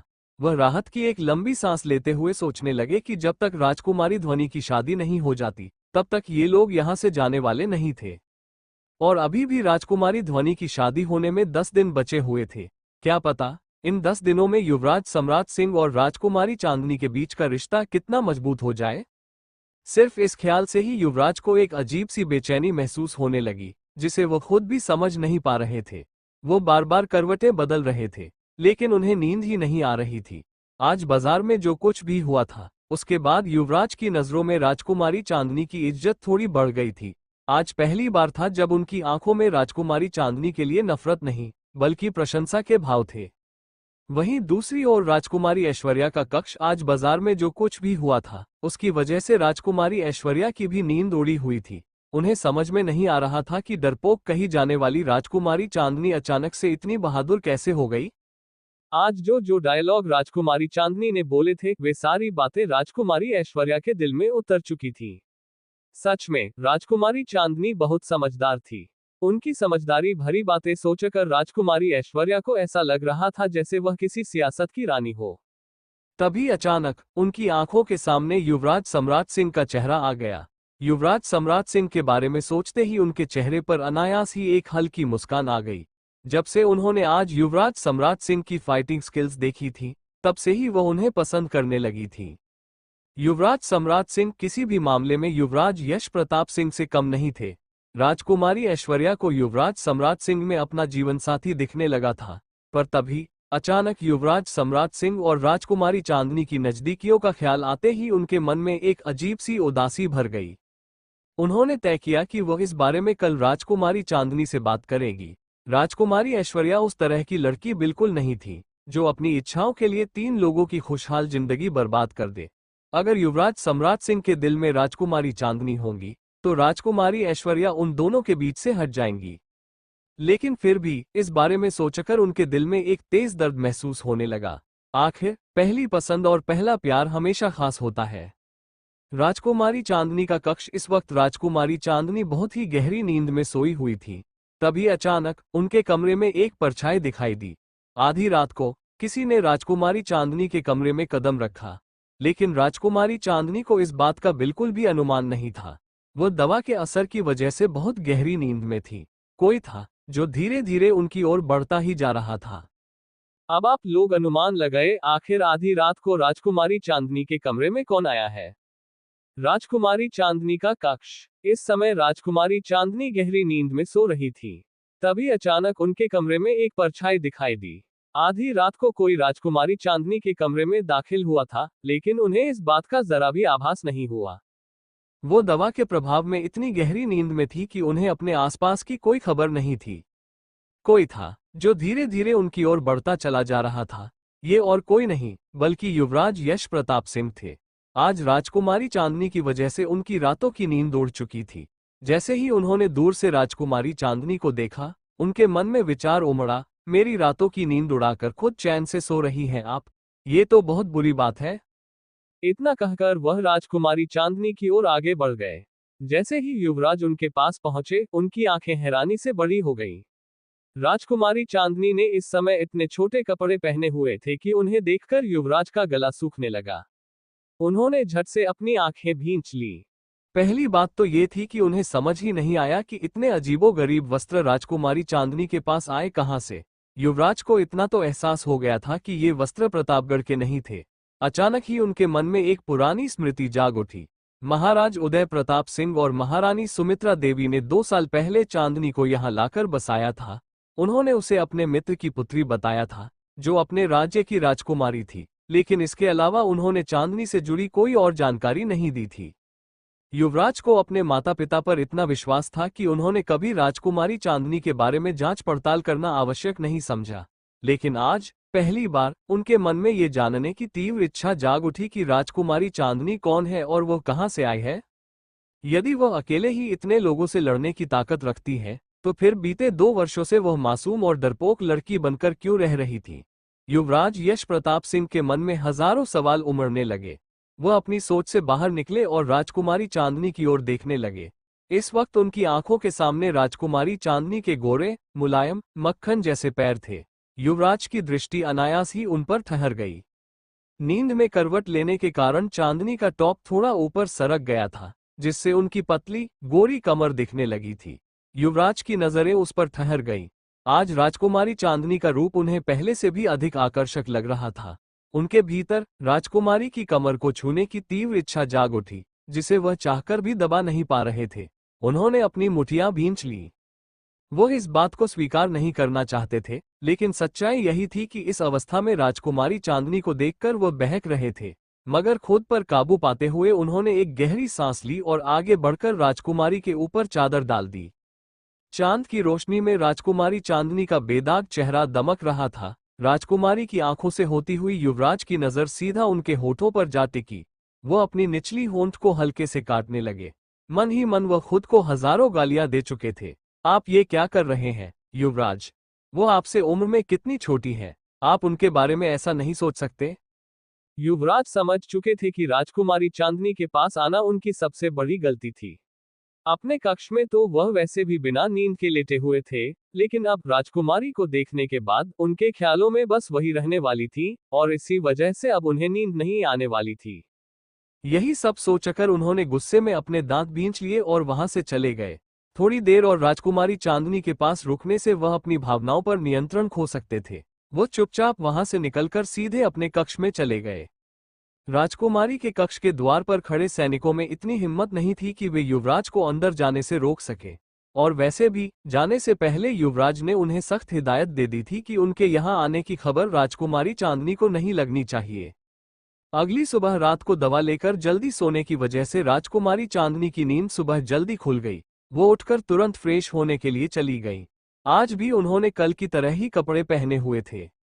लहंगे की जगह पटियाला पहन रखा था। बेचारी राजकुमारी चांदनी उर्फ एंजेलिना लहंगा पहनकर 5-6 बार से ज्यादा गिर चुकी थी। उन्होंने आज बेहद ही खूबसूरत लाल रंग की चोली के साथ लाल रंग का पटियाला और कत्थई रंग की जालीदार ओढ़नी ओढ़ रखी थी। आज का उनका लुक देखकर किसी के भी दिल की घंटी बज सकती थी। हालांकि उन्होंने गहने बहुत कम पहने थे, फिर भी वो किसी अप्सरा से कम नहीं लग रही थी। तैयार होने के बाद राजकुमारी चांदनी सीधा अपनी लैब में चली गई। उनकी लैब उनकी सबसे पसंदीदा जगह थी। सबसे पहले उन्होंने अपने रॉकेट की लोकेशन चेक की। रॉकेट पृथ्वी की कक्षा से बाहर जा चुका था और बड़ी ही तेज रफ्तार से चांद की ओर बढ़ रहा था। इसके बाद राजकुमारी चांदनी लक्ष्य की ओर देखने लगी। लक्ष्य की ओर नजर पड़ते ही अचानक से उनके पेट में तेज दर्द उठा। वो कोई आम लड़की नहीं थी जो छोटी छोटी बातों पर रोने लगे, लेकिन जो दर्द उन्हें इस वक्त महसूस हो रहा था वो असहनीय था। राजकुमारी चांदनी ने अपने पेट को पकड़कर जमीन पर गिर गई। अब तक उनका चेहरा पीला पड़ चुका था। समय के साथ साथ उनका दर्द बढ़ता ही जा रहा था। लक्ष्य चुपचाप राजकुमारी चांदनी को देख रहा था, लेकिन हिल नहीं रहा था क्योंकि उसे अभी तक कोई आदेश नहीं मिला था। यही दर्द सहते हुए अचानक राजकुमारी चांदनी के मुंह से खून आने लगा। उन्होंने जोर से अपनी आंखें बंद कर ली और जमीन पर पड़ी रहीं। वहां का माहौल अत्यधिक तनावपूर्ण हो चुका था। राजकुमारी चांदनी को इतनी तकलीफ में देखकर ऐसा लग रहा था जैसे अगले ही पल उनके शरीर से प्राण निकल जाएंगे। इस वक्त वह इतनी ज्यादा कमजोर हो चुकी थी कि लक्ष्य को टेम्पररी एंटीडोट लाने के लिए कह भी नहीं सकती थी, क्योंकि लक्ष्य के पास पैर ही नहीं थे। अब तक लक्ष्य का रोबोटिक हाथ तैयार हो चुका था, बस उसे पूरी तरह कार्यशील बनाने के लिए उस पर मानव कोशिकाओं से बनी कृत्रिम त्वचा चढ़ानी थी। राजकुमारी चांदनी से दर्द अब और बर्दाश्त नहीं हो रहा था। वह जानती थी कि अगर उन्होंने इंजेक्शन नहीं लिया तो उनका दर्द और भी बढ़ता जाएगा। उन्होंने जोर से अपनी मुट्ठी बंद कर ली और दांत भींचते हुए जबरन खड़ी हो गई। जल्दी से उन्होंने इंजेक्शन निकाला, उसमें दवा भरी और अपने हाथ में इंजेक्ट कर लिया। इस बीच उनका दर्द इस हद तक बढ़ चुका था कि अगले ही पल वह बेहोश हो गई। लेकिन बेहोश होने से पहले उनके मुंह से सिर्फ एक ही शब्द निकला, हेल्प मी लक्ष्य, प्लीज डू समथिंग। अपना नाम सुनते ही लक्ष्य तुरंत एक्टिवेट हो गया और राजकुमारी चांदनी की हालत को देखकर उनके बारे में इंटरनेट पर सर्च करने लगा। सर्च करने के बाद उसे पता चला कि राजकुमारी चांदनी बेहोश हो चुकी थी।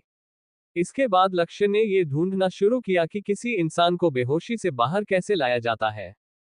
सबसे पहले उसने मदद के लिए सार्थक उर्फ युवराज सम्राट सिंह को कांटेक्ट किया। फिर वह लैब में रखी पानी की बोतल लेकर आया और राजकुमारी के ऊपर पानी डाल दिया। उसे लगा कि उसने मदद कर दी है, इसलिए वह वापस डीएक्टिवेट हो गया। पानी पड़ने की वजह से राजकुमारी का कॉन्शियस माइंड एक्टिव हो गया। वो होश में आ चुकी थी, लेकिन हिलने डुलने में असमर्थ थी। एक तरह से वो स्लीपिंग पैरालिसिस की अवस्था में थी। इस बार उन्होंने इंजेक्शन लेने में देर कर दी थी। इसी बीच सार्थक वहां जल्दी से आ पहुंचा। राजकुमारी चांदनी को जमीन पर बेहोश देखकर वह तनाव में आ गया। वह बिना समय गंवाए उनकी ओर बढ़ा और उन्हें अपनी बाहों में उठा लिया। इसके बाद उसने लैब को वापस लॉक किया और राजकुमारी को उनका विशेष ब्रेसलेट पहना दिया। युवराज सम्राट सिंह राजकुमारी को अपनी बाहों में लिए हुए तेजी से उनके कक्ष में पहुंचे और उन्हें बिस्तर पर लिटा दिया। उन्होंने तुरंत अपनी जेब से एक इंजेक्शन निकाला, जिसे उन्होंने लैब में घुसते ही अपनी मुट्ठी में रख लिया था। बिना देर किए उन्होंने राजकुमारी को इंजेक्शन लगा दिया। कुछ ही पलों में राजकुमारी चांदनी सामान्य होने लगी।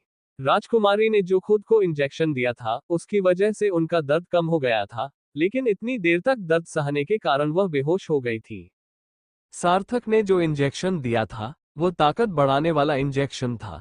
अब धीरे धीरे राजकुमारी चांदनी सामान्य होने लगी थी। ये सब कुछ सिर्फ आधे घंटे के भीतर हुआ था। इस समय राजकुमारी चांदनी और सार्थक की घड़ियों में सुबह के 5:30 बज रहे थे, लेकिन उस दौर के लोगों के अनुसार ये दूसरा पहर चल रहा था। राजकुमारी चांदनी की ऐसी हालत देखकर सार्थक को मार्क्स और स्मिता पर बहुत गुस्सा आ रहा था। वह बहुत अच्छे से जानता था कि इन दोनों लैला मजनू की जोड़ी ने मिलकर एंजेलिना को कितना खतरनाक रख दिया था। जब सार्थक को महसूस हुआ कि राजकुमारी चांदनी अब ठीक हो गई हैं, तो वह तुरंत वहां से चला गया। उसे यह अच्छे से पता था कि आगे राजकुमारी चांदनी अपना ख्याल खुद रख सकती थी, लेकिन अगर वह वहां और रुका और किसी ने उसे राजकुमारी चांदनी के कक्ष में देख लिया तो एक अलग ही बवाल खड़ा हो जाता। सार्थक के जाने के बाद राजकुमारी चांदनी थोड़ी सामान्य महसूस करने लगी और फिर आराम से खड़ी होकर कमरे से बाहर निकल गई। इस वक्त उन्हें खुद पर गर्व महसूस हो रहा था, क्योंकि उनके बनाए हुए लक्ष्य ने आज पहली बार उनकी जान बचाई थी। वैसे भी लक्ष्य को लेकर वह पहले से ही खुद पर थोड़ा घमंड रखती थी, लेकिन आज जो हुआ उसके बाद उनकी खुशी का कोई ठिकाना नहीं था। हाँ, उन्हें थोड़ी कमजोरी जरूर महसूस हो रही थी, लेकिन इस वक्त खुशी सबसे ज्यादा थी। हालांकि राजकुमारी चांदनी अपने घमंड में बार बार यह भूल रही थी कि लक्ष्य का ब्रेन उन्होंने नहीं, बल्कि उनकी मां ने बनाया था। कमरे से बाहर निकलने के बाद वो इधर उधर भटकने लगी। घूमते हुए उनकी नजर सबसे पहले अभ्यास के मैदान पर गई। वहां युवराज यश प्रताप सिंह और कुछ सैनिक युद्ध का अभ्यास कर रहे थे। इनमें से किसी ने भी ऊपरी शरीर पर कुछ नहीं पहना था। राजकुमारी चांदनी के मन में अचानक ही एक विचार आया। इस युग में रहने के लिए सिर्फ मार्शल आर्ट नहीं, बल्कि तलवारबाजी भी सीखना जरूरी है। अपने समय में उन्होंने बंदूक से निशाना लगाना सीखा था, लेकिन तीर से निशाना लगाना नहीं आता था। और इस युग में हर लड़ाई तलवार से लड़ी जाती थी। वो मन ही मन बुदबुदाई, यहाँ का राष्ट्रीय हथियार तलवार है। मुझे भी इसे इस्तेमाल करना सीख ही लेना चाहिए। हमारे समय में हम कई तरह के गैजेट्स से सिक्योरिटी टाइट रखते थे, लेकिन यहाँ ऐसा कुछ भी नहीं है। क्या पता कब कौन आकर हम पर जानलेवा हमला कर दे। पहले से तैयार रहने में कोई बुराई नहीं। राजकुमारी चांदनी उर्फ एंजेलिना की यही तो एक आदत थी, या यूं कहें उनकी जिद थी कि उन्हें हर चीज में परफेक्ट बनना था। उन्हें हर चीज सीखने और समझने की तलब थी, और अब जब उन्होंने फैसला कर ही लिया था कि उन्हें इसी दुनिया में रहना है, तो फिर तलवारबाजी सीखना उनके लिए जरूरी हो गया था। वैसे भी साल 2104 अब राजकुमारी चांदनी उर्फ एंजेलिना के रहने लायक नहीं बचा था। मरने से पहले एंजेलिना के दुश्मनों ने मार्क्स और स्मिता सहित उसे पूरी दुनिया में बदनाम कर दिया था। उसे एक पागल और सनकी वैज्ञानिक करार दे दिया गया था, जो सिर्फ अपने प्रयोगों के लिए बेकसूर लोगों को मारकर अपने प्रोजेक्ट पूरे करती थी। हर तरफ इसी खबर को प्रसारित किया जा रहा था। उसकी डॉक्टर एंजल आरआर वाली पहचान अभी भी सुरक्षित थी, क्योंकि यह पहचान गुप्त थी और इसके बारे में कोई नहीं जानता था। लेकिन डॉक्टर एंजेलिना की पहचान सबके सामने थी, और उस दुनिया में वो बहुत ही बुरी तरह बदनाम हो चुकी थी। अगर एंजेलिना कभी भी वापस अपने समय में गई, तो वहां के लोग उसे चैन से जीने नहीं देंगे। यही सब सोचकर राजकुमारी चांदनी उदास हो गई। लेकिन अगले ही पल उन्हें मार्क्स और स्मिता पर गुस्सा आने लगा। उन्होंने ठान लिया था कि अब वे भी मार्क्स और स्मिता को उनकी ही कड़वी दवा का स्वाद चखाएंगी। जब भी वह मार्क्स और स्मिता के बारे में सोचती थी, उनका गुस्सा और बढ़ जाता था। राजकुमारी चांदनी अपने विचारों से बाहर आई और खुद से बड़बड़ाई, यहाँ आने के बाद मैं बहुत ही ज्यादा आलसी हो गई हूँ। पहले मेरा सारा वक्त सिर्फ और सिर्फ मेरी लैब में गुजरता था, लेकिन आजकल मैं सारा समय सिर्फ ये प्रतापगढ़ घूमने में बर्बाद कर रही हूँ। मुझे इस दुनिया में सही तरीके से जीने के लिए खुद को और भी मजबूत बनाना होगा, साथ ही अपने आईक्यू लेवल को भी बढ़ाना होगा। इन्हीं विचारों में खोई हुई राजकुमारी चांदनी अभ्यास के मैदान की ओर बढ़ने लगी, जहां अभी भी युवराज यश प्रताप सिंह अभ्यास कर रहे थे। हालांकि राजकुमारी चांदनी को युवराज यश प्रताप सिंह से कोई मतलब नहीं था। उन्हें तो बस खुद को मजबूत बनाना था और तलवारबाजी सीखनी थी। जैसे जैसे वह अभ्यास के मैदान की ओर अपने कदम बढ़ा रही थी, वैसे वैसे युवराज यश प्रताप सिंह को आभास हो गया कि कोई उनकी ओर आ रहा है। Thank you for listening. मुझे उम्मीद है आपको ये स्टोरी पसंद आई होगी। अगर आपको पसंद आई है तो प्लीज लाइक और कमेंट करना ना भूलें और मोर स्टोरीज के लिए सब्सक्राइब करें। मिलते हैं नेक्स्ट वीडियो में।